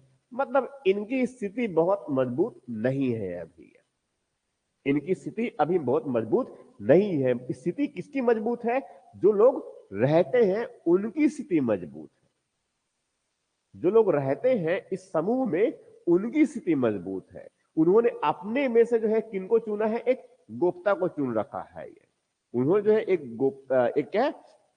गोप्ता को चुन रखा है ये, ठीक है। और उसी गोप्ता के नेतृत्व में जो है एक जगह पर रहते हैं, खुद को सुरक्षित रखते हैं, ठीक है। आवश्यकता पड़ने पर अपने में से जो है कुछ क्या है वो कुछ इनको सैनिक रूप में सहायता करते हैं और कुछ लड़ाइयां लड़ते हैं ये, ठीक। तो पहली इकाई के रूप में इनके पास में क्या है?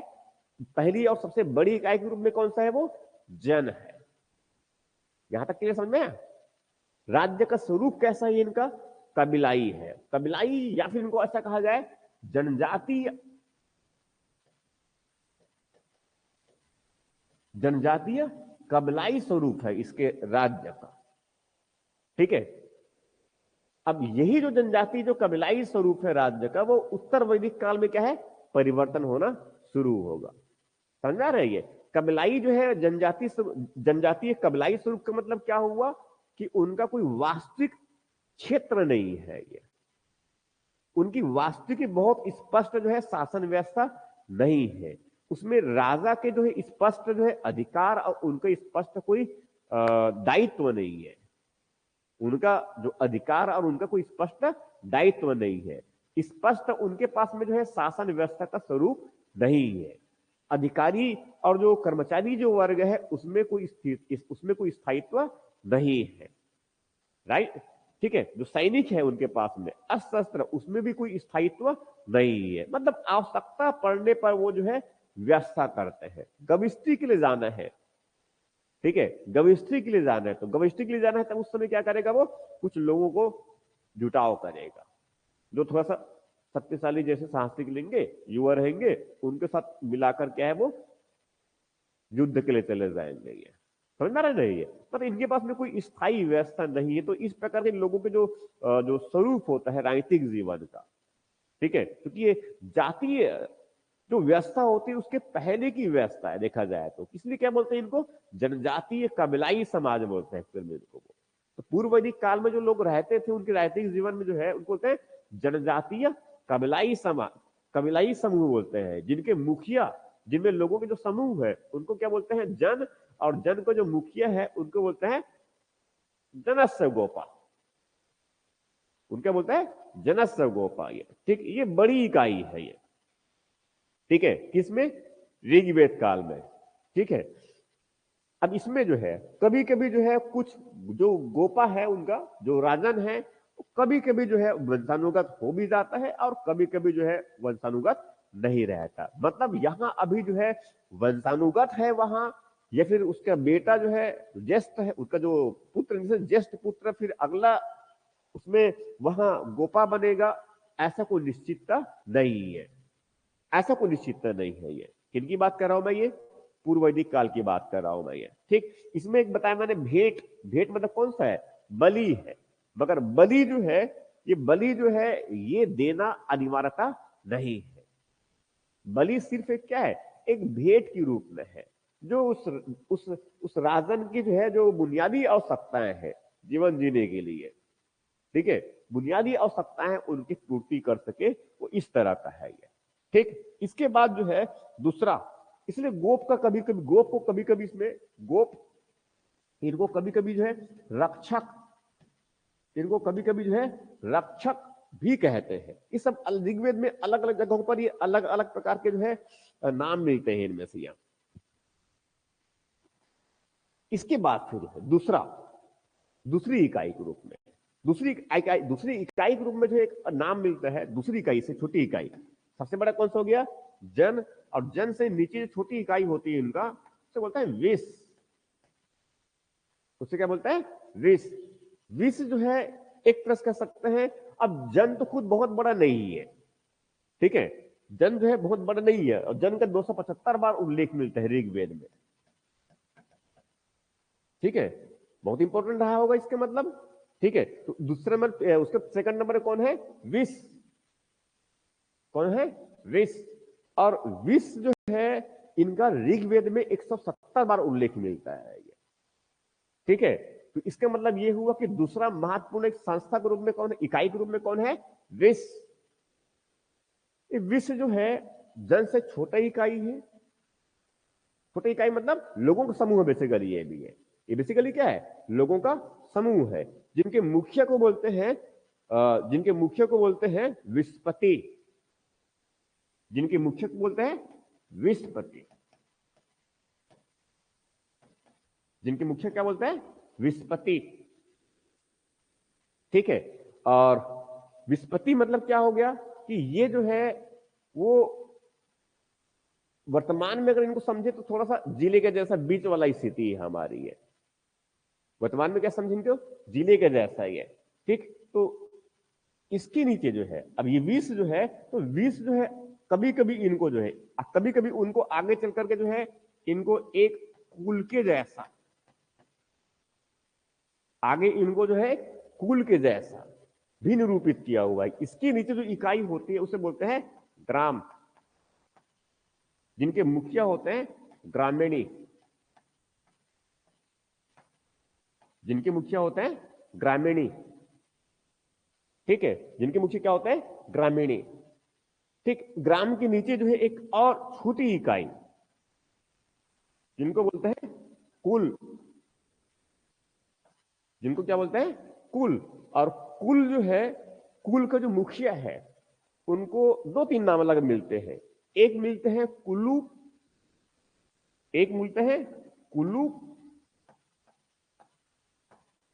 और एक मिलते हैं कभी कभी इनमें जो है गृहपति भी मिलता है, और कभी कभी इनको जो है कुलपति भी कहते हैं।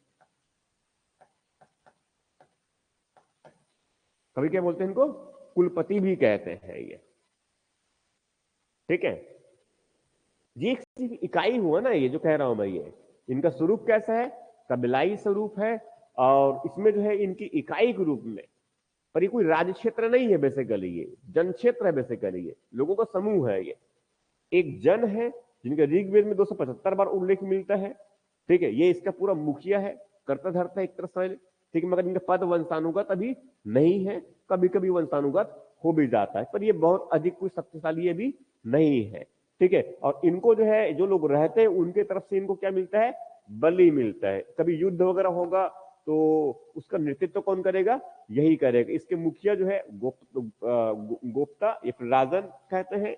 कभी इनको ये ऋग्वेद में जनस्य गोपा भी शब्द मिलता है इनमें से ये, ठीक। यहां तक क्लियर हो गया, ठीक। अब ये तो उनके इकाई हो गया ये। तो क्या क्या बताया मैंने? सबसे पहले क्या है? सबसे बड़ी इकाई के रूप में पूर्व वैदिक काल में क्या है? जन है, और उससे नीचे क्या है? विष, उसके नीचे ग्राम, और उसके नीचे क्या है? कुल, ठीक है। तो जन बेसिकली क्या हो गया? एक जन बेसिकली क्या हो गया? लोगों का समूह। पर ये जनपद नहीं है। ऋग्वेद में जो है जनपद का एक बार भी उल्लेख नहीं है। किसका उल्लेख है?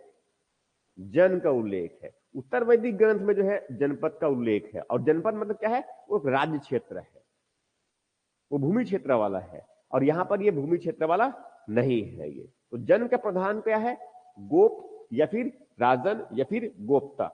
कभी कभी इनको जो है रक्षक भी कह देते हैं ये, कभी क्या बोलते हैं इनको? रक्षक भी कह देते हैं। उसके बाद सेकंड नंबर क्या बताया मैंने? विष। विष जो है कितने बार बताया मैंने? 170 बार उल्लेख मिलता है ये, ठीक है, ये लगभग जीरो के समान कह सकते हैं, बीच वाला हिस्सा है ये। ऋग्वेद में इनको देख लीजिए, विश्व की कितना 170 बार यहीं पर लिख लीजिए। ठीक है, और छोटा समूह है बेसिकली ये उनके लिए क्या है, छोटा कबीला हो गया। तो बड़ा कबीला कौन हो गया इसमें, बड़ा समूह कौन सा हो गया, जन। और उससे छोटा कबीला कौन हो गया, वेश, जिसके मुख्य क्या कहलाता है, विश्वपति, जिनके मुख्य क्या कहलाता है, विश्वपति। अब विश्वपति, तो उस विश्व से, अब विश्व से छोटा क्या है, ग्राम। ग्राम के प्रधान को क्या बोलते हैं, ग्रामीणी। ग्राम के प्रधान को क्या बोलते हैं, ग्रामीणी। ठीक है, और उससे छोटी इकाई उसे क्या बोलते हैं, कुल। उसे क्या बोलते हैं, कुल। और कुल का जो मुखिया है उसे क्या बोलते हैं, कुलुप। कभी कभी उनको जो है कुलपति या फिर कभी कभी उनको गृहपति भी कह देते हैं ये। ठीक है, इस तरह से ये। तो ये क्या हुआ, तो ये कुछ बेसिक बताया मैंने ये। ठीक, अब इसके बाद ये तो इसका इनका क्या हो गया, ये उनकी इकाई के रूप में हुए। ठीक है, अब इसके बाद इसमें जो है उनके संगठन में अगर देखा जाए तो इनके संगठन में कौन कौन हो गया, एक तो जो है कौन है यहाँ पर, एक तो कौन है यहाँ पर इनका प्रमुख गोप है, ये जो राजन है ये हो गया। इनके साथ साथ जो है ये विस्पति है, ये हो गए। ठीक है, और उसके बाकी और ये सब अधिकारी और उनके कर्मचारी। ठीक, मतलब संगठन में जो इनके पास में जो है कोई बड़ा जो है एक बड़ा कोई जो है राजनीतिक संगठन नहीं है। इनके पास में क्या है, एक तो खुद ये कम संसाधन है, बहुत अधिक इनके पास में संसाधन नहीं है, इसीलिए बहुत अधिक उनका कोई सैन्य बल या फिर जो है उनके अधिक अधिकारी और कर्मचारी होंगे ऐसा नहीं है। ठीक है, बहुत सीमित मात्रा में है ये। इनके जो है प्रमुख शासक और उनके अधिकारी। ठीक है, इनको समझने के लिए रहा हूं मैं, अलग से लिखवाऊंगा इसको, मैं मेनली लिखना ही है हमें। ठीक है, तो इसमें क्या है, इनके प्रमुख शासक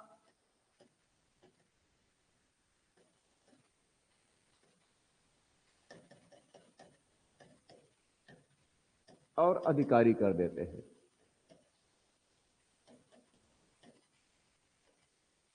ठीक है, अब इसमें कुछ कुछ, एक तो मुख्य कौन है इसमें, जन है। मुख्य कौन है इसमें, जन। जन नहीं, उसको ऐसा कहा जाए, जन के मुखिया, इनको क्या कहेंगे, जन के मुखिया। जन के जो मुखिया है वो कौन है, गोप को, वो क्या है, गोप। और इसकी सहायता के लिए जो है बार बार इसमें जो है पुरोहित का उल्लेख मिलता है। किसका उल्लेख मिलता है, पुरोहित। ठीक है, तो राजा का जो मुख्य जो सलाहकार है, हम पूर्व वैदिक की बात कर रहे हैं अभी ना, तो राजा का मुख्य सलाहकार कौन है, ये बेसिकली क्या है, ये सलाहकार है। राजा का प्रमुख सलाहकार कौन होता है इसमें, पुरोहित होता है। अब पुरोहित में जैसे कि जो है केवल पुरोहित, केवल जो है सलाहकार मतलब राजनीतिक सलाहकार नहीं, इनके साथ साथ जो है ये धार्मिक जो कार्य, अब धार्मिक कार्य मतलब कौन सा वाला हुआ, इनका यज्ञ हवन के जो कार्य है उनका भी संचालन करता है कौन, पुरोहित। ठीक, तो जो उनको जो है धर्म शास्त्र के बारे में अगर कुछ सलाह भी देना है तो कौन देगा, पुरोहित। तो इसमें जो है गोप के बाद दूसरा महत्वपूर्ण व्यक्ति कौन है, पुरोहित है। दूसरा महत्वपूर्ण व्यक्ति कौन है, पुरोहित है। अब पुरोहित मतलब जैसे कि दो पुरोहित का नाम मैंने डिस्कस भी किया हुआ है, एक कौन है, वशिष्ठ है, और दूसरा कौन सा, विश्वामित्र, बताया था मैंने। और भी कई है, मगर मुख्य रूप से उसमें दो पुरोहित बहुत महत्वपूर्ण है। जैसे कि राजा जो भरतवंश के राजा हुआ करते सुदास, उनके पुरोहित पहले कौन हुआ करते थे, विश्वामित्र हुआ करता था, और बाद में कौन हो गया, सुदास हुआ। बाद में कौन हुए, वशिष्ठ हुए, वशिष्ठ। ठीक है, और उनको लेकर ही फिर युद्ध हुआ था ना, उनको लेकर ही क्या हुए, युद्ध हुए। ठीक है, तो हाँ वो हो गया। तो इसमें क्या हो गया, एक गोप हो गया और एक क्या है, पुरोहित। उसके नीचे जो है छोटी, इसके छोटे, इससे छोटे एक अधिकारी ग्रुप में एक क्या है, सेनानी है। एक क्या होता है, सेनानी होते हैं। सेनानी मतलब क्या हुआ, ये सेना का प्रमुख है ये। अब सेना प्रमुख का मतलब इनका स्थायी कोई सेना तो है ही नहीं है। ठीक है, मगर ये जो है भाला चलाने वाला, जो कुठार चलाने वाला, तलवार वगैरह, तो ये सब कौन सेनानी करते हैं ये, ठीक है। और उसके बाद फिर जो है निचली स्तर में ये, निचली स्तर में जो है जो ग्रामीण क्षेत्र में, निचली स्तर में जो है ग्रामीण क्षेत्र, मतलब इसके बाद मैं कह रहा हूं निचली स्तर में ग्रामीण क्षेत्र में ग्रामीणी है, तो ग्राम का मुखिया कौन होता है, ग्रामीणी। ग्राम का मुखिया कौन होता है, ग्रामीणी।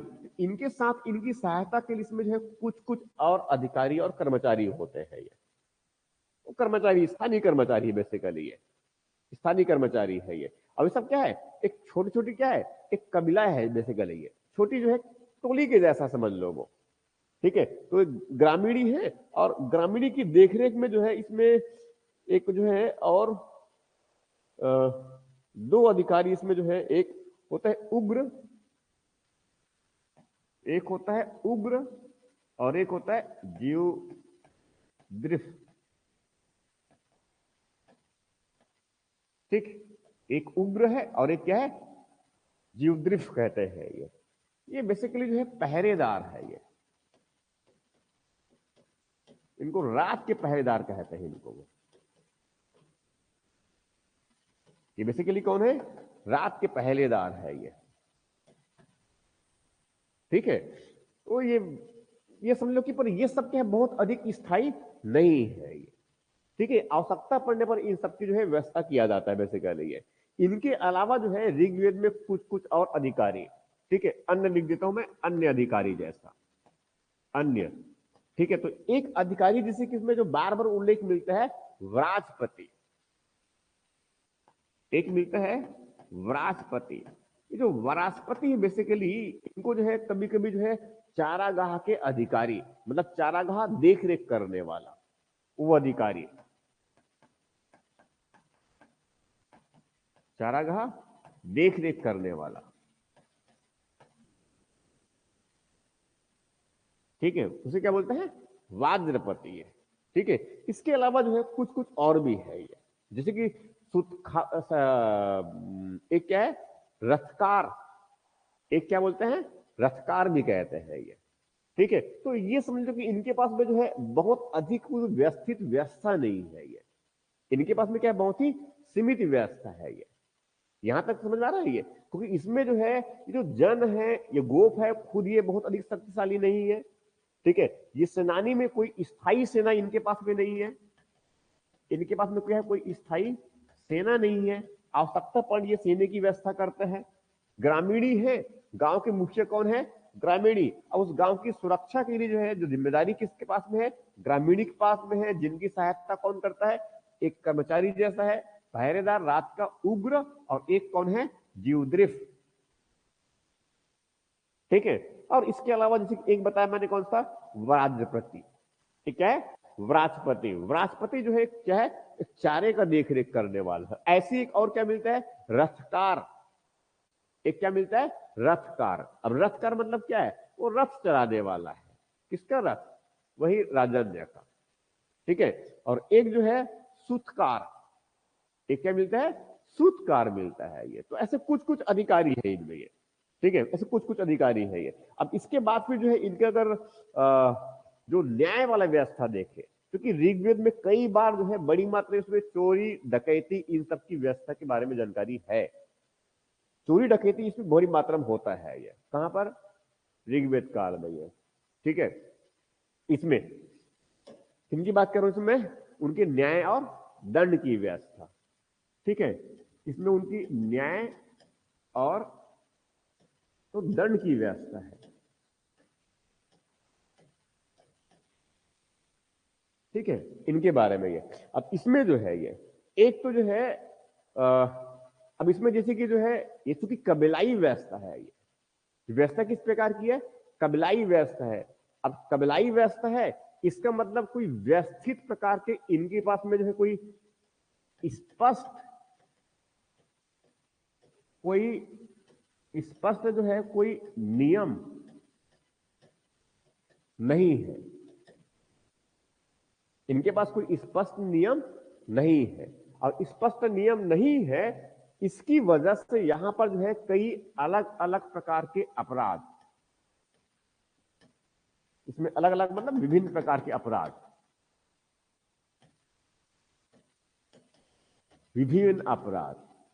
विभिन्न अपराध का मतलब क्या है? जैसे कि इसमें ऋग्वेद में कई बार उल्लेख मिलता है, कई उल्लेख मिलता है चोरी का, डकैती का, ठीक है, और लूटपाट का भी है, ठीक है। और इसमें जो है सेंधमारी, ऐसे भी शब्द मिलता है, सेंधमारी, छुप करके चोरी कर लेना, ठीक है। और एक जो है इसमें जुआखोरी, ये सब शब्द कई बार मिलते हैं ऋग्वेद में। हाँ, जुआखोरी मतलब क्या है? जुआ खेलने वाला।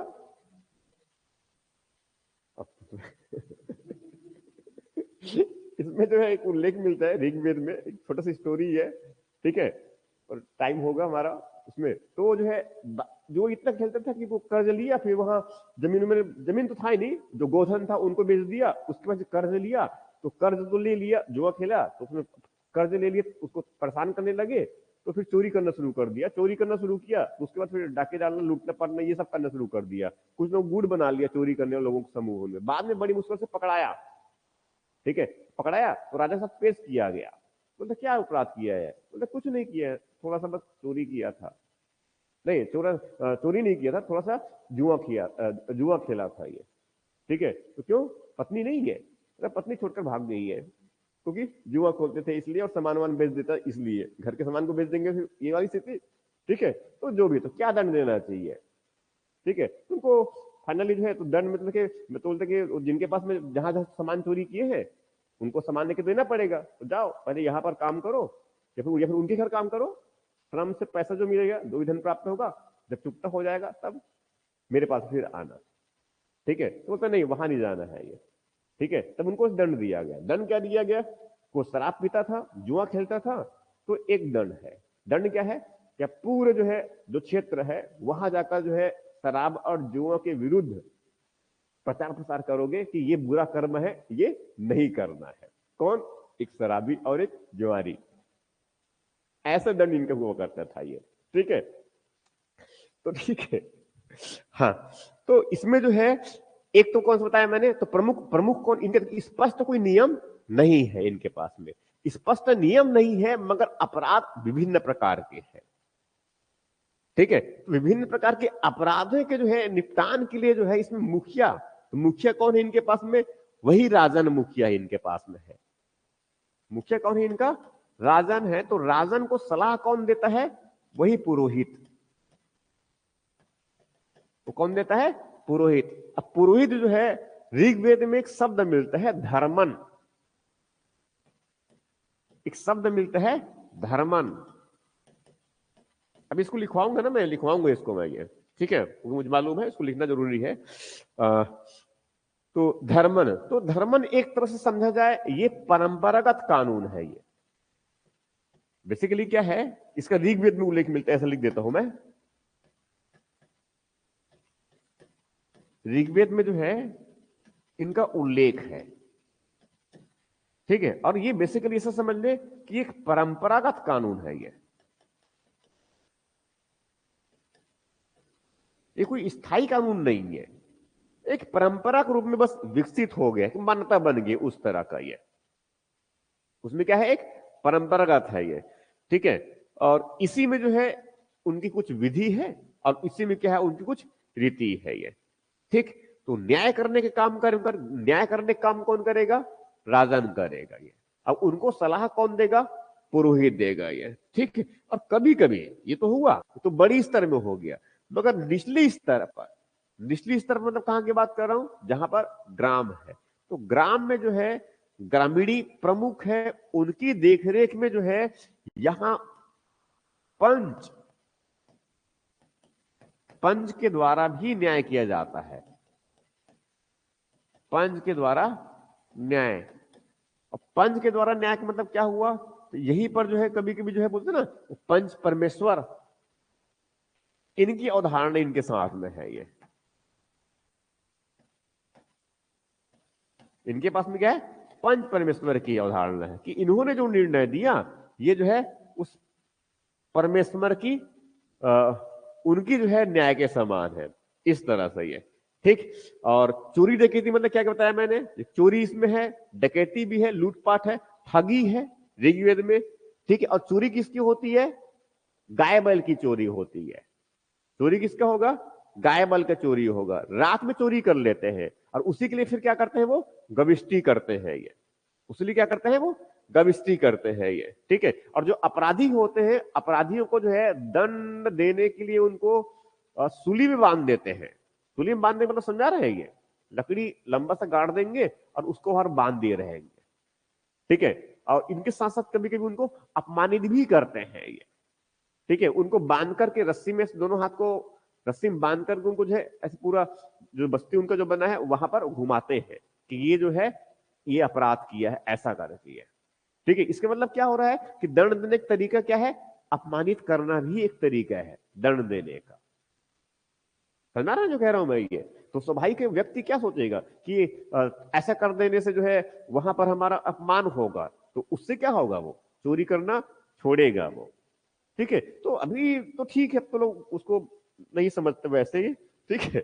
तो अपमानित करना भी जो है दंड देने का एक तरीका हुआ करता था।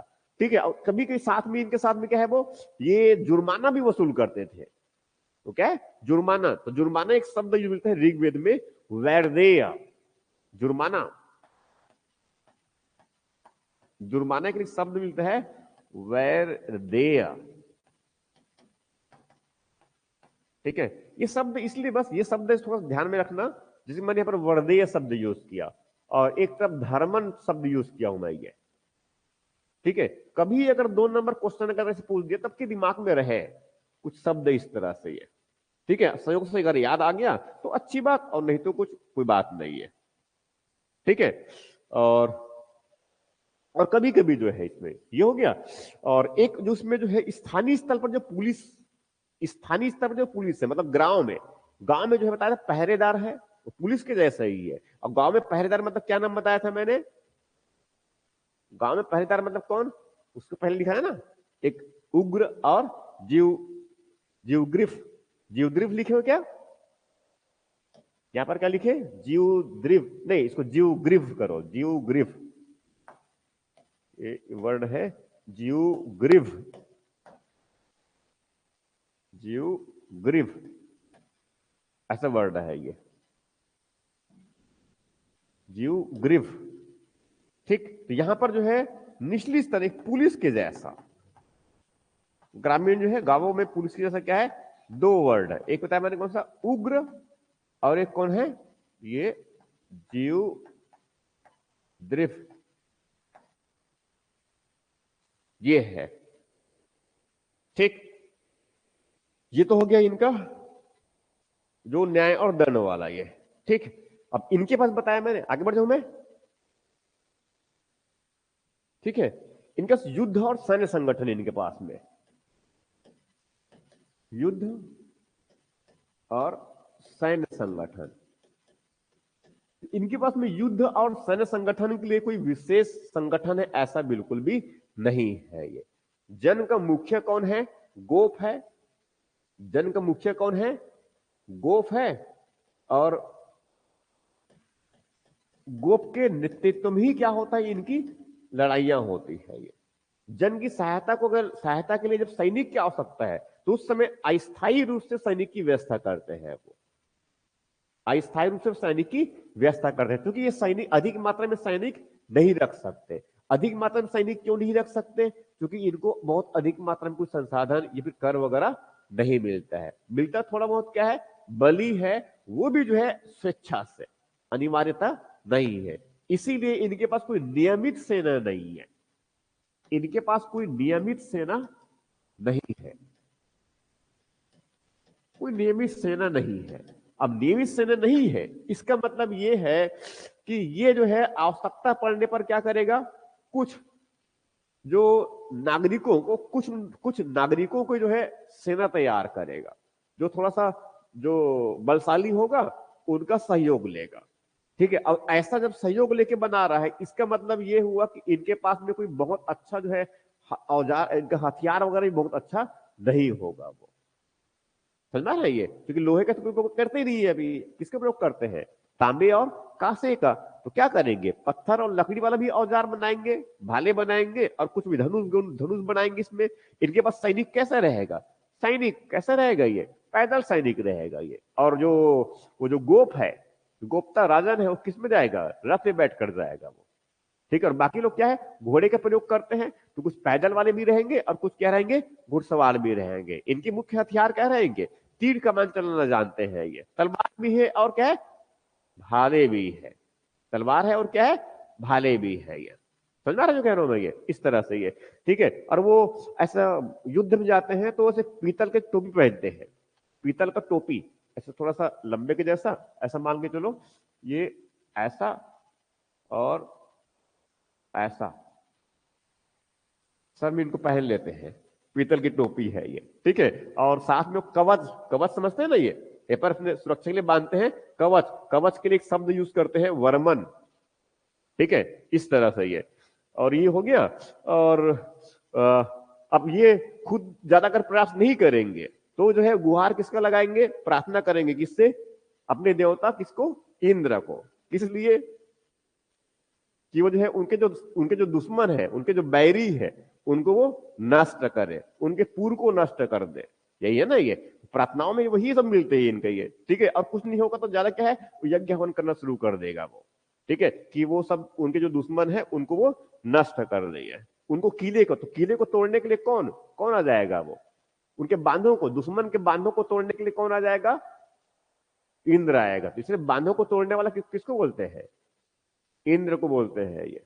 और पूर्व पूर्व मतलब नगर, उनको तोड़ने वाला कौन है, इंद्र। तो किसके नगर और किसके बांधों को तोड़ना है, जो दुश्मन है उनका। और दुश्मन कौन, वही जो उनके गायों को चुरा कर ले जाते हैं रात में। ठीक, ये ठीक, तो ये सब चलता रहता है इनके पास में ये। अब इसके बाद जो बहुत महत्वपूर्ण है इनमें, इसमें बहुत महत्वपूर्ण है, पर उसके बारे में कल बात करूंगा। ठीक है, कल आप लोग पढ़ के आइए इसमें। जनजातीय संस्था है बेसिकली, उनको बोलते हैं जनजातीय संस्था। इनको कल पढ़ के आइए, इसमें पढ़ के आइए आप जो है विदत के बारे में पढ़ के आइए। इसमें पढ़ के आइए विदत, और एक पढ़ के आइए समिति और सभा और गण। ये बहुत महत्वपूर्ण है। ठीक है, इसको बताऊंगा और फिर उसको उत्तर वैदिक में, और उसको फिर लिखेंगे कल। चार संस्था बहुत महत्वपूर्ण है पूर्व वैदिक काल का जो। ठीक है, और आगे जो है उत्तर वैदिक काल में जो बताया है मैंने, उसी में परिवर्तन आएगा वो। ठीक है, उससे जो है राज्य की स्थापना प्रक्रिया शुरुआत हो जाएगा ये। ठीक है, तो क्या सेगमेंट बताया मैंने, कल ये सेगमेंट हो गया, और कल जो है इसमें आर्थिक वाला भी डिस्कस करेंगे ये। आर्थिक के आप लोग जो है लिखिए इसमें, आर्थिक में जो है जब पढ़ के आएंगे आप लोग, आर्थिक में पॉइंट लिखिए साइड साइड में, साइड में पीछे लीजिए। जो वैदिक वाला पढ़ना है उसमें पशुपालन के बारे में पढ़ के आएंगे, पूर्व वैदिक काल में, उत्तर वैदिक काल में। दूसरा कृषि के बारे में पढ़ के आएंगे। तीसरा शिल्पकारी और दस्तकारी, ये पढ़ के आएंगे। चौथा जो है व्यापार के बारे में पढ़ के आएंगे। पांचवा जो है मुद्रा का प्रचलन के बारे में पढ़ के आएंगे, और नगरीकरण के पढ़ के आएंगे। ठीक है, ये किस में हुआ, आर्थिक वाले में। और राइटिंग मैंने क्या क्या बताया है, राज्य का स्वरूप बताया नंबर 1, नंबर 2 क्या बताया मैंने, उसमें राजा का जो क्या स्थिति है, किस प्रकार का है, ये बताया। उनके बाद उनके भौगोलिक विस्तार भी बताया मैंने। ठीक है, उसके बाद क्या है, उनकी कर व्यवस्था कुछ है क्या, उनमें अधिकारी और कर्मचारी किस प्रकार की है, तो जनजातीय संस्थाएं किस प्रकार की है, और उनकी इकाई किस प्रकार की है। तो पहले मैंने क्या बताया, रणनीतिक वाले में उनका स्वरूप, दूसरा क्या है भौगोलिक विस्तार, तीसरा क्या है राजा की स्थिति, राजा की स्थिति। उनके बाद में क्या है उनका अधिकारी और कर्मचारी। ठीक है, उनके बाद उनकी प्रशासनिक, उसके पहले थोड़ा उनके प्रशासनिक इकाई भी ले लेंगे, फिर क्या लेंगे उनकी अधिकारी और कर्मचारी। अधिकारी कर्मचारी के बाद उनका उसमें वो राजस्व वाले ले लेंगे, कर वाली व्यवस्था। उनके बाद फिर किसकी बात कर लेंगे, सेना और युद्ध वाले व्यवस्था बात कर लेंगे। फिर किसकी बात किया मैंने इसमें, उनकी जनजातीय संस्थाएं, जो कौन कौन सा है, सबसे प्राचीन संस्था क्या है, विदत है। उसके बाद फिर कौन सा है, समिति, बड़ी बहन सभा की। और दूसरा कौन है, सभा। और उसके बाद फिर जो है कौन, गण। क्या है, गण। ठीक है, इसके बारे में ये कल पूछूं तो मुझे रट्टे मारकर मिलना चाहिए, ये वर्ड टू वर्ड। ठीक है।